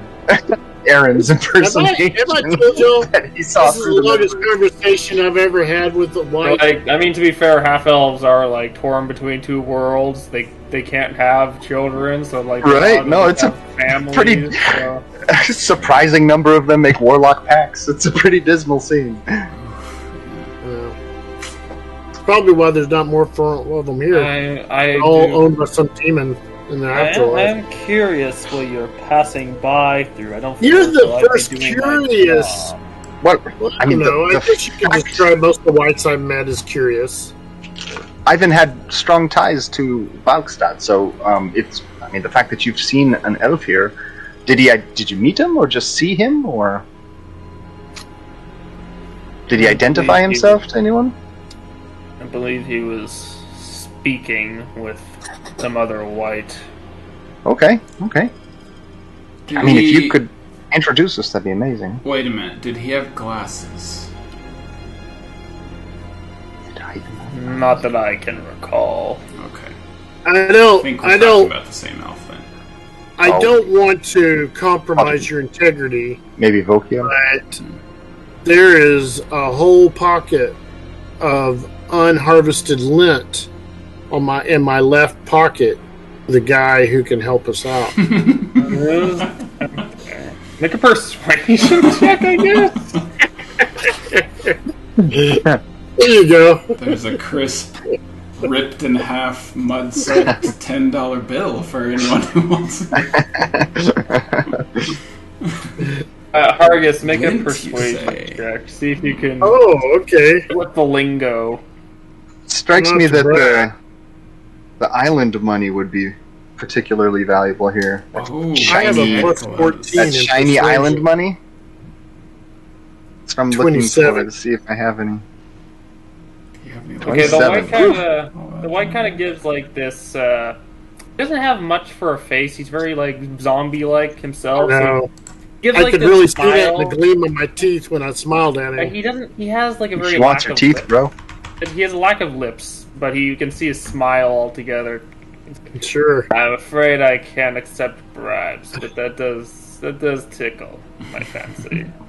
I mean, All right. Well, that's the you know funny where thing it about is. pocket You know links, where it though. is. Yeah, the funny thing about pocket lint, sometimes people just take it out of their pocket and they're like, I don't want a pocket, and they drop it, right? That's right. What if we're? What And if then that they were to forget it happen was there, and it's there for we whoever just turn the happens other to find it. way? Well, You know what? I am certain that mention- Ivan tried to do a business here. I mean, well, complete like. well, you did mention someone with glasses. Yeah. Yes. Another elven fellow. Different, Seen, darker More complexion. permanent I've resident. only ever seen one person with glasses. Couldn't tell if it was elven or not. They're wearing a hood. No one here wears glasses. So it was very peculiar. So 2020 vision, perk of coming to the Shadow Realm. You know?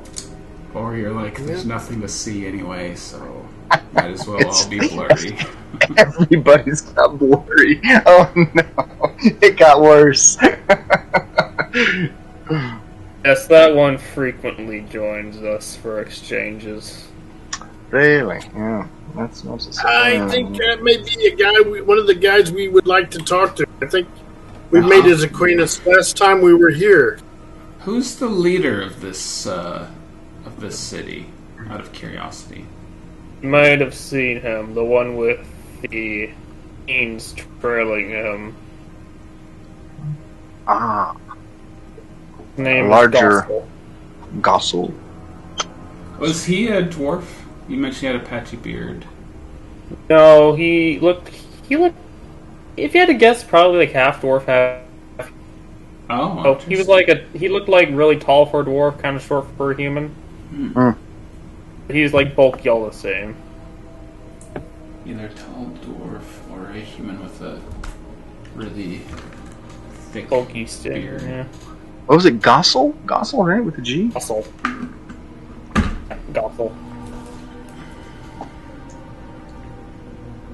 He's in charge, because he's the only one who connects. He keeps us in line.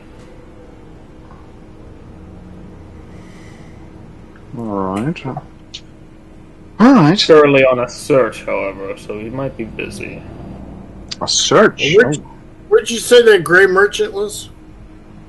He didn't. Are you talking to your shadow? This guy, the white. Oh, you mean, are you talking about Volkiel he was referring to? No. No, he's just no. bringing It was- up the Grey Merchant. And saying, This white was never spoke of the Grey Merchant specifically. It was your shadow. Your shadow folk is just like pointing at a house a little ways down. It's like, are we going? All right, yeah, I'm going. It was good talking to you. Anyways, as you guys are asking, yes, Gossel is in charge. He's a paladin by his own right. Paladin? Yes. Oh. Seems like an awfully oppressive place for a paladin. Well, I do mean... not really want to know what oath he's taken in a place like Is he a this. good paladin? He's good at his job. Oh.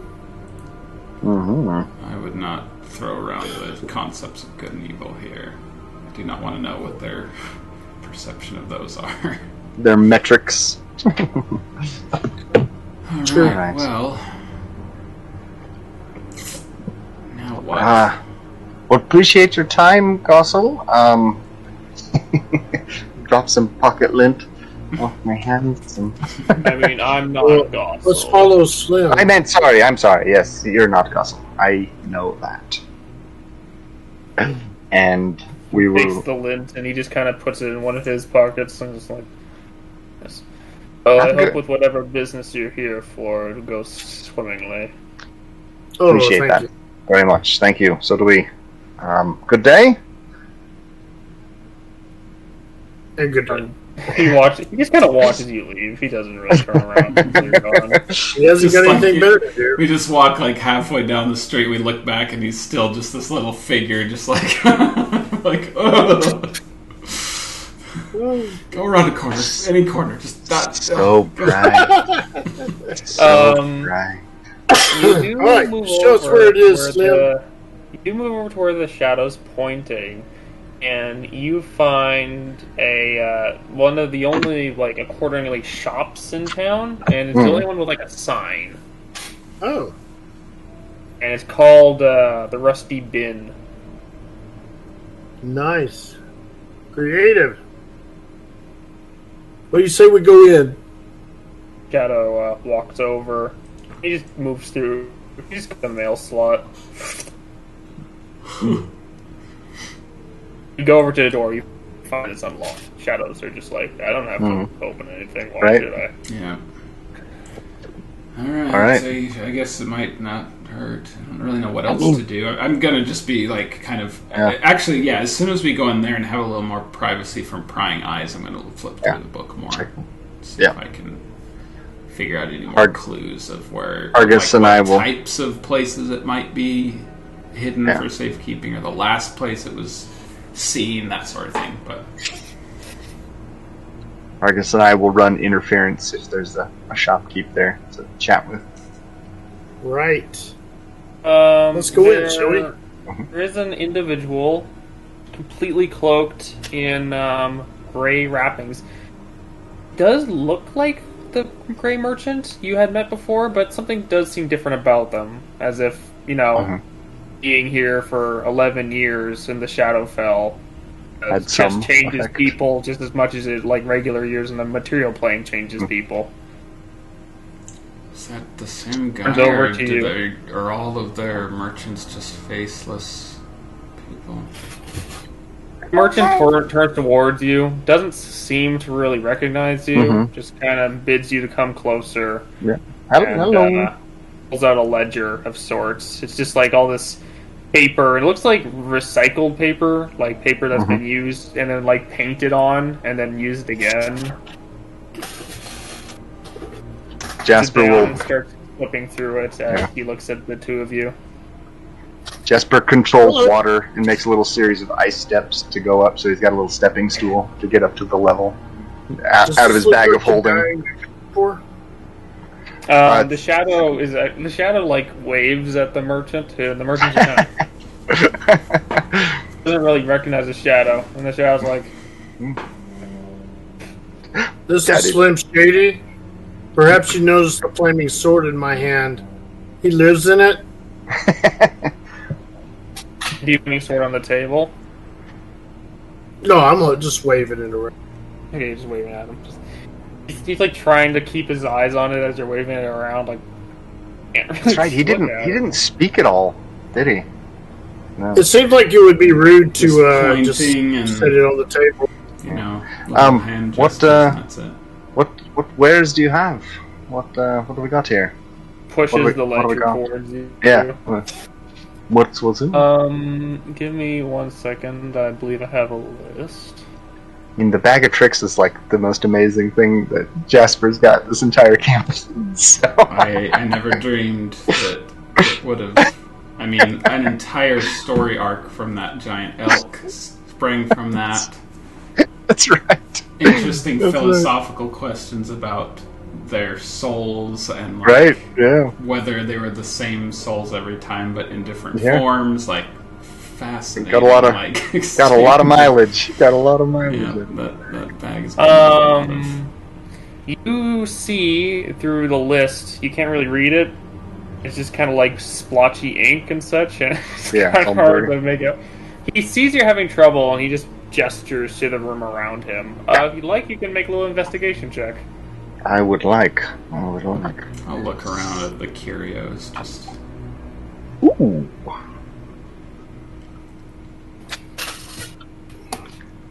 Investigation. I don't have a very good investigation. Oh, it's all right.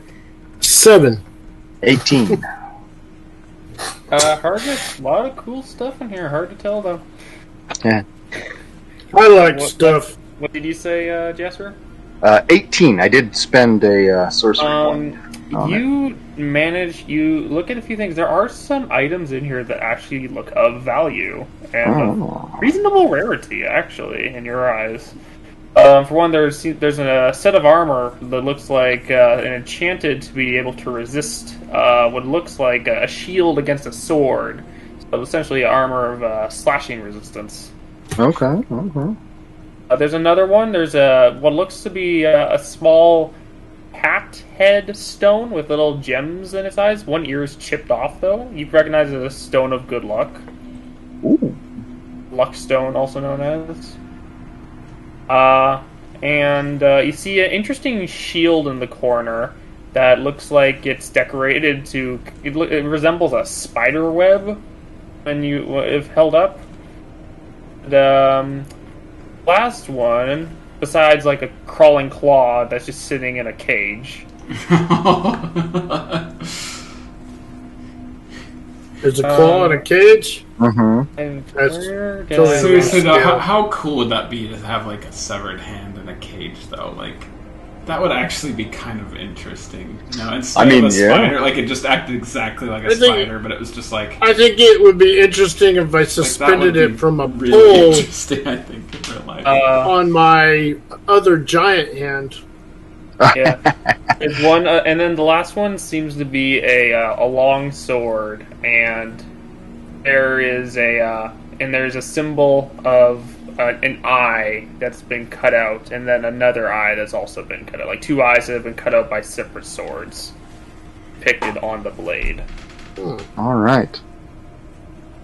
Can I detect magic on these things to sort of intuit some of their... So we got a luck stone / resist, spider shield, and... It looks like it's like a shield adorned with web-like patterns. Does it...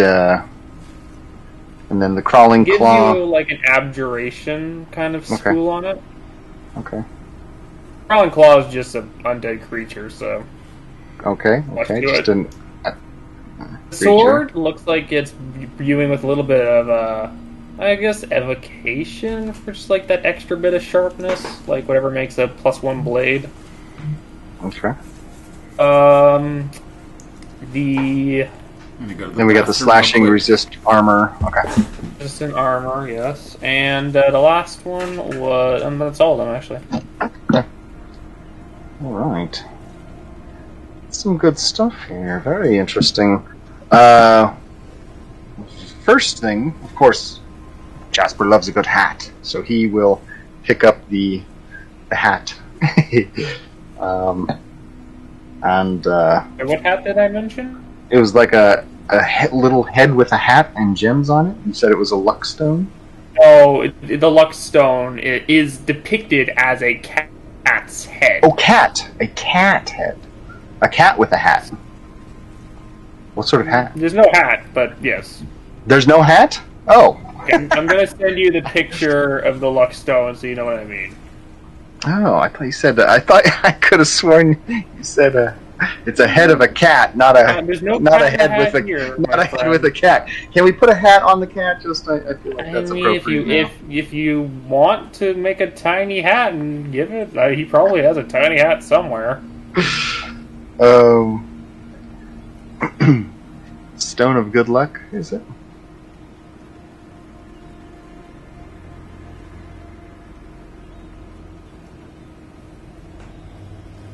Come on. Sorry guys, I'm nodding off. Are we, well, let's say now, are we going to stop at 10? Pretty much, I think it's probably good target time. You want it? Sure. Do you think you gonna hang till 10? Sure. Yeah, is that an hour from now? Or? That's an hour, yep. It's an hour, I'll try. Alright, well, see, in general, that's what I mean. You're right, it is a cat. It is a cat with gem eyeballs. I don't know how I'd missed that all this time, that the luckstone is polished agate. Ooh. They call it polished agate, and yet the picture that they show is just like a gray piece of, like, concrete. No one painted it. It's like agates are usually like marbled reds and tans and whitish colors, things like that. So greens sometimes too. It's just funny because they don't know what rocks are dummies. Stupid wizard. That's like his most magical wares. Everything else is just like Mundane. like a minor thing, like a wand of prestidigitation or something. Do you notice that when like he flicks it, however, it just makes like a foul smell? A wand of stink. Yeah. Do wand of you stink, would you like a stink wand, Hargus? I mean, Good. you never know. You never know when a good stink wand might come in handy. Alright, let's see what I got here. Let's see here. Oh, I will another bring wand out that if you go near it, you just feel like you're frowning a lot and around it. Wand of Frowns. Wand of Scowls, specifically. Wand of Scowls. Pull out my compass. Yeah, but those are his most magical wares. Okay. See what my compass does right quick. Does the claw, does it take commands at all? Is it sort of thing you could command? Or does it just do its own thing all the time? He walks over to the cage, puts it on the table, and opens it up. The claw walks out, and it kind of it looks like it's searching as it turns around and such. Mm-hmm. It's hard to tell with no face or anything. Sure. And you see this tiny kind of a rat in the corner of some kind. It's like this really. It's like this really dull rat. Shadow rat. Yeah, like a shadow rat. And the claw leaps towards it and starts strangling it with its hand, wrestling with it. It's a murder hand. And the gray merge was just Enough said. Okay, we're probably getting that. Probably doesn't even eat the rat. It just strangles it, right? Nope. Just strangles it. This is the equivalent of a farm cat, but as an undead hand. Of a what? This big dead hand trained to be a farm cat. It kills mice. A farm cat. Oh yeah, it's a mouser. That's awesome. All right. Lux, this little cat here. It's a lovely little item. Let's see. I will bring out because if I recall, he is not interested in gold, right? He wants care for shiny metals. Yeah. I will bring out a old item from my bag of tricks here. A red caps hat. Oh yeah. When we fought your red caps. Yeah, the leprechaun. The leprechauns. From the Underdark, yeah. Oh, bring it out. You put down this hat, and it's just it's still stained red. Yeah, so macabre. It fits in wonderfully. You notice, almost okay, kind of look on it, and he's tapping at the cloth on his face, he takes the hat and he shoves the stone towards you. Nice. All right, I've only got 2 of those left now. I still got 3 pairs of the boots, though. Oh, those iron boots. Yeah. Red cap stomping boots. Mm-hmm. All right. You notice he takes the hat and he walks over to a Coke stand. He just puts it right on top and he adjusts it and he's taps it a bit. He's yeah, all right, really lives. It's like his emotionlessness livens the place up. It really does. He walks back to you, and you notice he looks at his ledger, and he takes a stamp covered in this splotchy ink, and he just puts it right on the ledger before turning his attention back to you. Right. All right. Let's see. What else do we got here? We're going for the hand as well. I think we. Okay, you want I don't want it strangling us in the night, though, right? I mean, does it come with the cage to hold the thing? Yeah, I mean, it'll have a cage, and we could just put it in the bag of holding. I don't think it needs to breathe, right? I don't imagine it breathes air, so it could be safely out of the way. I love the visual of him reaching down into the cage to get it, and it's yeah, scrambling away. just holding a hand like that. Okay, are we still in the shop? Sorry. Yeah, We are. you guys just do lost, do you want to get the hand, Hargus, or do you not want the hand? I kind of want the hand. I figured you might. It does go. It does go thematically with your crawling hand mount so well that it would. Yeah, I feel bad taking it from you. This one's got skin on it, though. Like, that's... It does. disturbing. It does. Yeah. Don't we already have an animated hand in the adventuring group? Ivan's the guy who's trying to kill us in the Underdark. Oh, this would be a nice Cyrus. accident piece. Oh, that's the gauntlet. That's right. It's a gauntlet, right? He's inside the gauntlet. That's right. I mean, he works specifically at Yeah. And he doesn't share. He never lets us play with the gauntlet. Fair. He never does he? Do you have any sort of bright, colorful things that you might want to put up for trade, Hargus, or would you like? I could go through my bags here. There is one last thing that he has. He has a singular healing potion in the corner. Oh, I was actually thinking that might be a potential trade item for him. Is a healing potion. If you don't have anything. I'll yank off a couple of tassels and give them to him.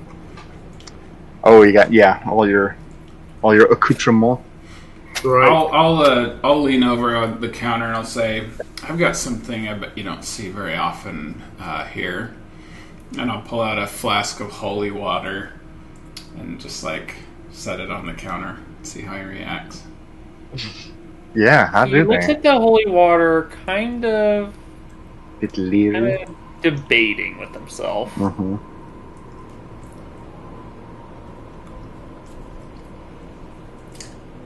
This has got to be the worst contraband, right? Yeah. Or is it just all types of offering poison? I mean, for here? undead, that's 2d6 radiant damage you pour on an undead. I've also got a small vial of bubonic plague. Exactly. Of leprosy. Would you like a little leopard? For your hand, pet? For the holy water for a second, and he just looks back and forth. Ooh. Gives you a wink, I have a and question. he takes it before he put it behind his desk, and he's gestures to the items, and he gives you the within reason kind of look with his hands. I don't want. Do you want the sword? I don't want anything in the shop. I want information. If you procure magic items, I'm wondering if you know anything about the LawRiter Gauntlets. Okay, make a persuasion check with advantage. Look conspiratorially to the side. he just pokes his ear did I hear you? What? That's not bad. Dirty 20.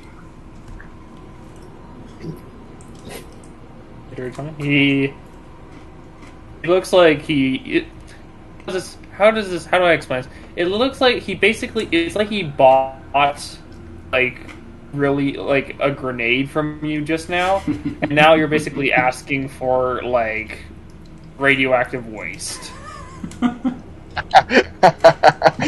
Hey, while we're in the business of dealing illegal arms, how about them dirty bombs?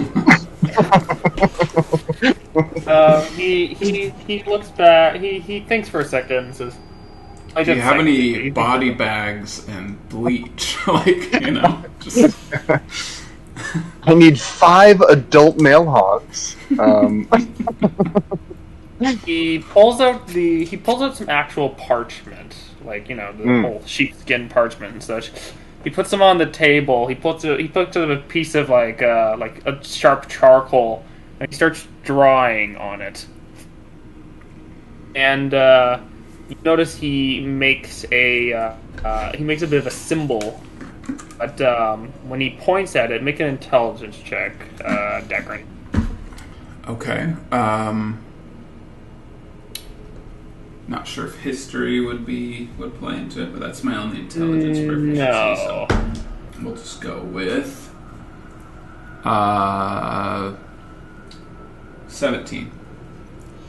It kind of looks like one of those pinpoint coordinates if you line up like landmarks. And if you look at your book, you'll notice that it actually kind of lines up pretty well with landmarks on your book. Mm-hmm. And let me just look at the Amara map quickly, or the Shadow-Amara map.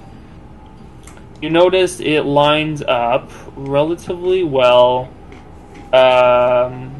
It looks like 5 points, and it's pointing at the top right one. So if you look at where we are in Valkstad, it's that little mountain range where there's a road leading to it.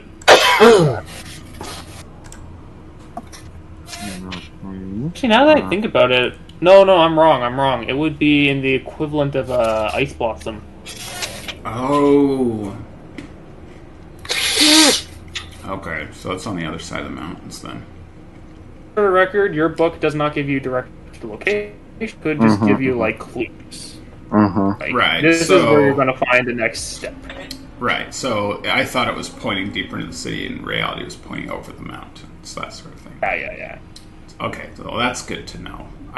We probably would have spent a bunch of time just rooting around here and stuff. Yep. Oh. All right. Ice That's Blossom, true. But That's sad. true. I Boy. can't imagine what that's going to be like. Shadow Ice Blossom, yeah. What is its counterpart going to be, I wonder? Are you sure you don't want to take a look at that shield or sword? I know you got a pretty good shield already, but... Yeah, my shield's good, my sword's good.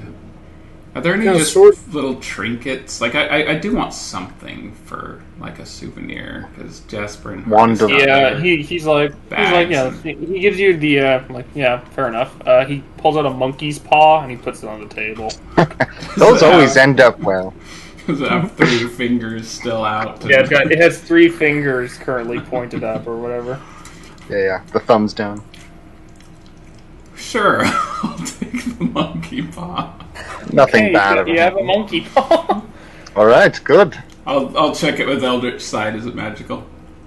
You have a faint necromantic magic on it. I got your crawling claw right here, Jasper. This one's Maybe. just hasn't awakened yet, so... Move slowly. It just flips you the bird when you ask it a question. That would be hilarious. You can ask it any question. That's all they say. It's one every response. time. It's either a thumbs up or it flips you off. Or it goes like this, you know? Like... Yeah. Thank you, Mr. Graham Merchant. You've been most helpful. Hope you enjoy these little wares we gave you. Other than that, he just kind of he pulls out a few other trinkets. One looks like a really weird dead tadpole monster worm in a jar, and he's like, Dead? yeah, it looks pretty dead. Like its Preserved. eyes are just like rotten, and its mouth's agape. Magical? You look. It has like this weird magic, but nothing that actually like senses. It's like the equivalent of a magic creature being dead magic. Latent. Wait! What do you want for that one? Piqued Hargus' interest. The jar with the worm in it. Right. He's like. Do you know what kind of animal that is, Hargus? No. You can make Arcana checks if you'd like to recognize what it But is. my perverse humor makes me think I might want it. Arcana Natural 20, oh my gosh. Oh, Jasper. All the things. Recognize it as a red slod tadpole. Oh, gross. I'm not a big fan of Slod. No one really is. Arcana? I mean, yeah. Jasper can tell you, but Well- if you make Arcana check, you could probably recognize it. Yeah. Oh man, that's a nasty. A slod It's like pole. Yeah, Slodpole, those like demonic toad things. That Yeah, nasty bit, nasty. that doesn't seem very entertaining to me. Yeah, not the sort of thing you want to have on you necessarily, just in case they follow you about. Yeah. What about the shield? What's the shield do? I am interested. Yeah, I am interested. You notice he actually looks down under the table, pulls out like a crossbow. Before he pulls out a bolt, he shoots at the ceiling, but the arrow goes shooting right into the shield. Interesting. It's like stuck to the shield. Yeah, you notice like he didn't shoot anywhere near the shield; the arrow went right to it. Huh. It's like a magnetic sort of. Yeah. Sort of like ranged weapons might be, you know, you had a really good chance to not be hit by them or something like that. Well, Like what's with the sword? I would allow Like one if somebody was shooting you, Jasper, then if I had the shield, it would be like. Zip it in, right, yeah. Arcana check, you said? You can make an Arcana check, yes. Another natural 20. Bro, you might as well work here. Oh, man. Jasper's geek. I threw that from so far away, too. It rolled like 2 feet. No, I mean 1 foot. My box is 10 inches diameter, or length, but still. Are you crazy? Am I looking at... Hold on.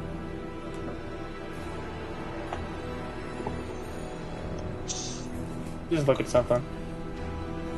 It's a total of 26 for my net 20. I got a +6 to Arcana. Goodness gracious golly, like, why? Just had it. Oh, I wasn't even... I haven't even been rolling with advantage because of my Dream Diary book either. I could have been rolling advantage for both of those too. Mm-hmm. Obviously, nat 20 doesn't require it. Oh, here we go. This is a shield of missile attraction. Ooh, yep. And basically, any target of a ranged attack within 10 feet of you makes you the target instead.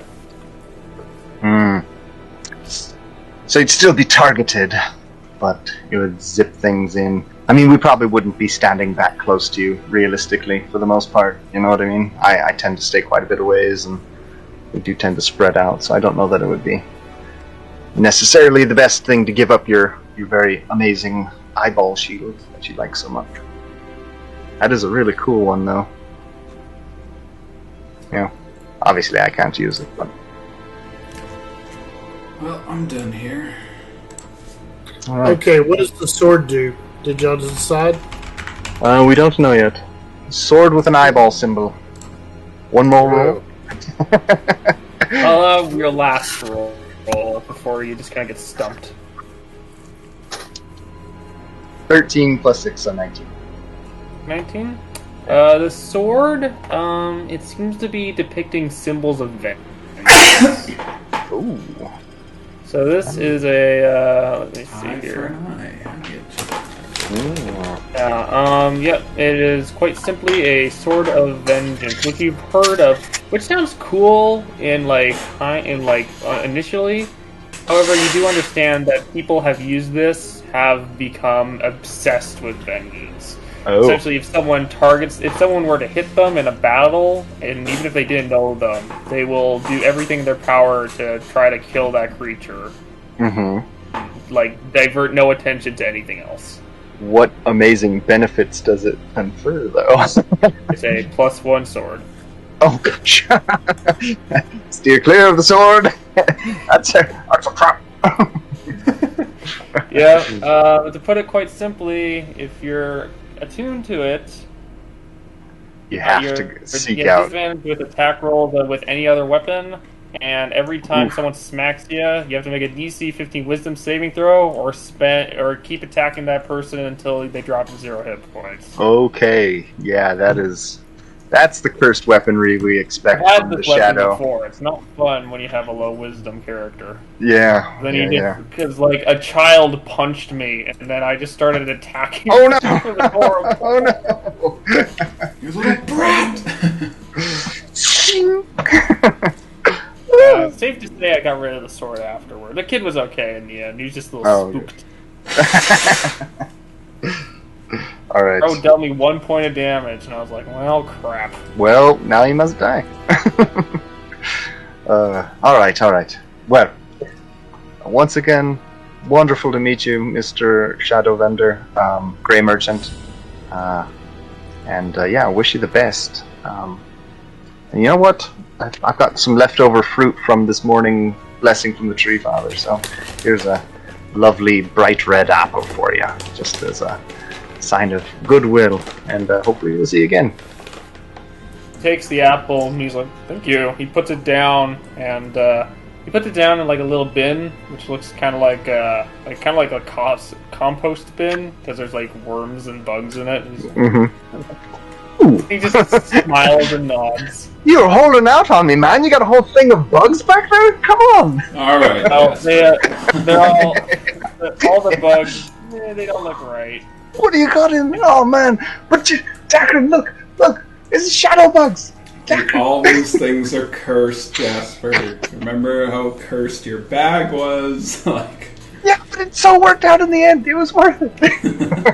He has a Also, hope we see you again. Really? Skipping on one foot as we pull him out. Very much like grab you by the ear. Yeah.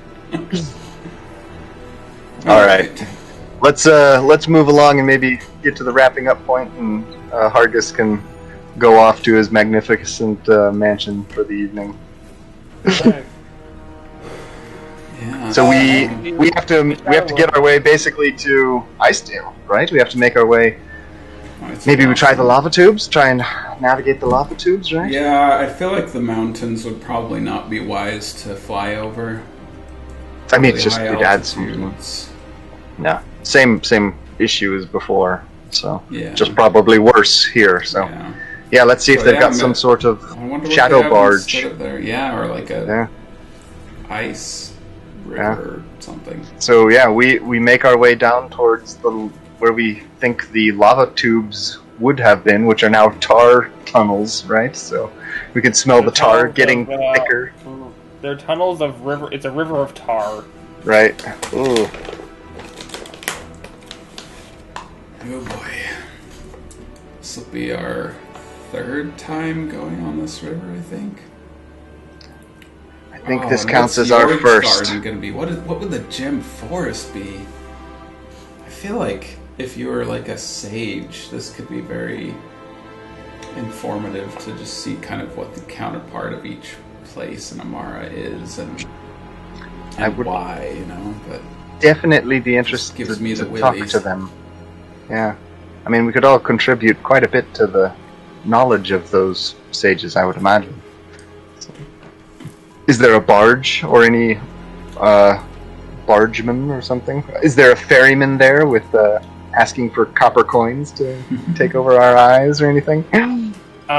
If you take the walk there, you will notice that the barge of sorts. It appears to be this. How do I put this? I'm trying to think how I put this. It is a barge, but you'll notice that there's nothing on it that should make it move. Mm-hmm. For like all these chains that seem to dip into the tar, but you'll notice that there is a chain connected above that's attached to a zombie, and this skeleton orders the zombie to go back into the tar, and it just kind of sinks into it as the chain goes under. It seems to be some sort of pulley system. Oh no, it's just a whole line of zombies in the tar moving it along. Oh, that's depressing. This place sucks. It sucks. So yes, essentially there are zombies swimming in the tar, just trying to drag this along. So it's gonna be a slow ride. Yeah. Yeah, this might take us a couple days just to get through the... Well, thankfully we've got Hargus's mansion, because that makes life just so much better. Does that portal stay with the boat? Yeah, or would it just float in midair over the tar as the... Walk back out. It depends on how meta you want to get with it, because in theory then the whole planet is spinning through time and space. Yeah, so I suppose if Hargus spends like an extra minute or so, he can make it so that it's stationed to one vehicle or something. Bind it to the deck. Yeah. That's when people start getting too into time travel and stuff. Like, well, if you only travel through time, then not in space, then you're going to miss the whole planet, because the planet's moved and you're not in the same spot anymore. It's just like, shut up.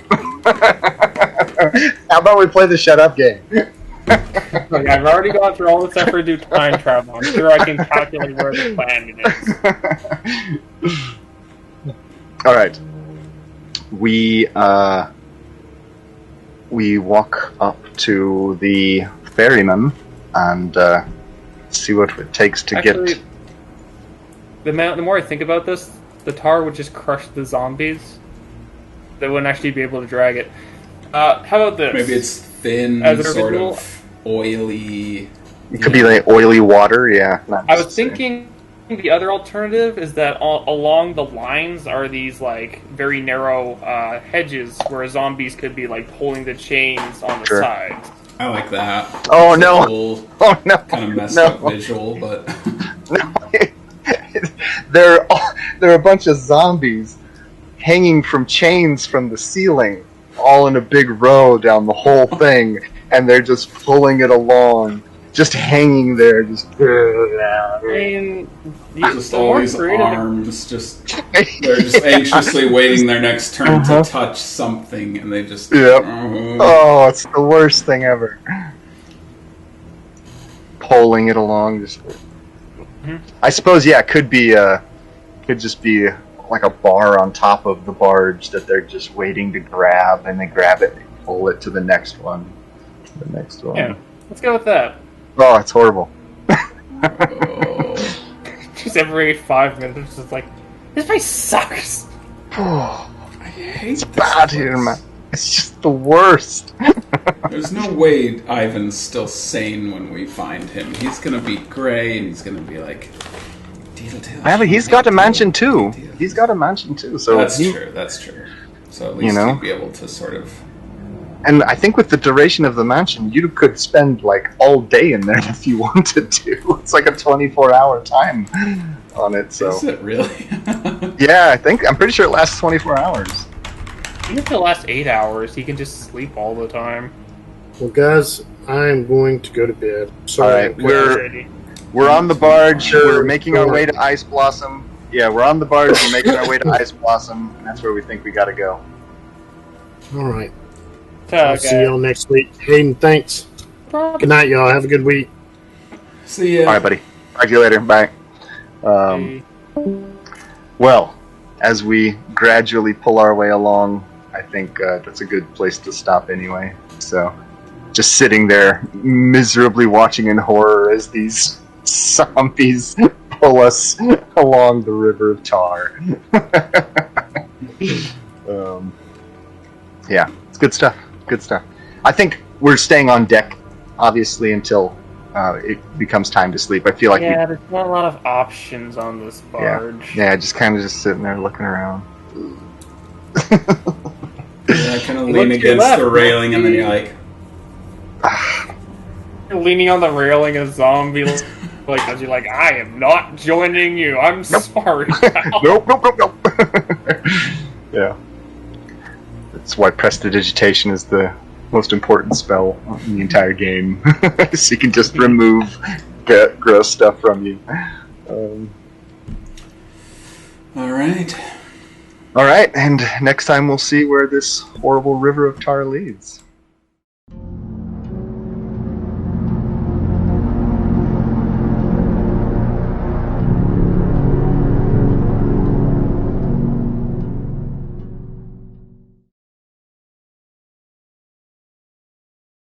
You know, that actually makes me wonder what it would be like if, you know, like in a hypothetical, like, parallel world, if each of us turned into a villain. Like, what our, you know, if there was a typical group of adventurers and we were the villain, how would we be described? So, you know, Dacron's pretty easy. I mean, he's already kind of half possessed and has to fight and is a little bloodthirsty, so not too hard to imagine him. But Dacron, while you are a hero, sometimes you are just kind of a villain with extra steps. Yeah. Well, you know, most villains don't think they're the bad guy. They're not the bad guy in their own story. Except Rogar. I think Rogar is pretty aware. Rogar just loves it. He might be that exception to the rule. Yeah. I like a good self-aware villain. I'm tired of all these sympathetic villains that we're supposed to identify with. Yeah, it's like, come on. Redeemable, like, misled, you know. Yeah. Worse yet is the emo. To quote a famous femme fatale, I'm not bad, I was just drawn this way. Yeah. Yeah, whatever happened to the 80s cartoons where the villain's just like, I love being nasty.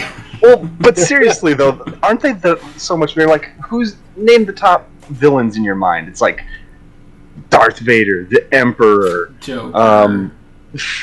Joker, or from even Who Framed Roger Rabbit. You know, the Judge was just horrific, and he was, you know, just inexplicably evil. Like, what were his true purposes, really? You know, ineffable evil is pretty darn good.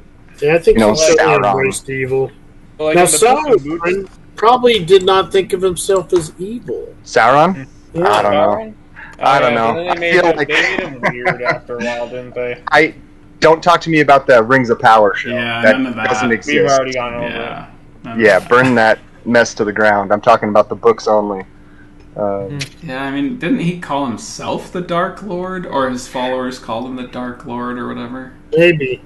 He was pretty purposeful about twisting elves into orcs and stuff too, to make them like mockeries of the elven people. So I don't know. I feel like he leaned into it pretty hard. Yeah, I guess Voldemort you could say really, he actively rebelled against the designs of his god and creator. Right. Yeah.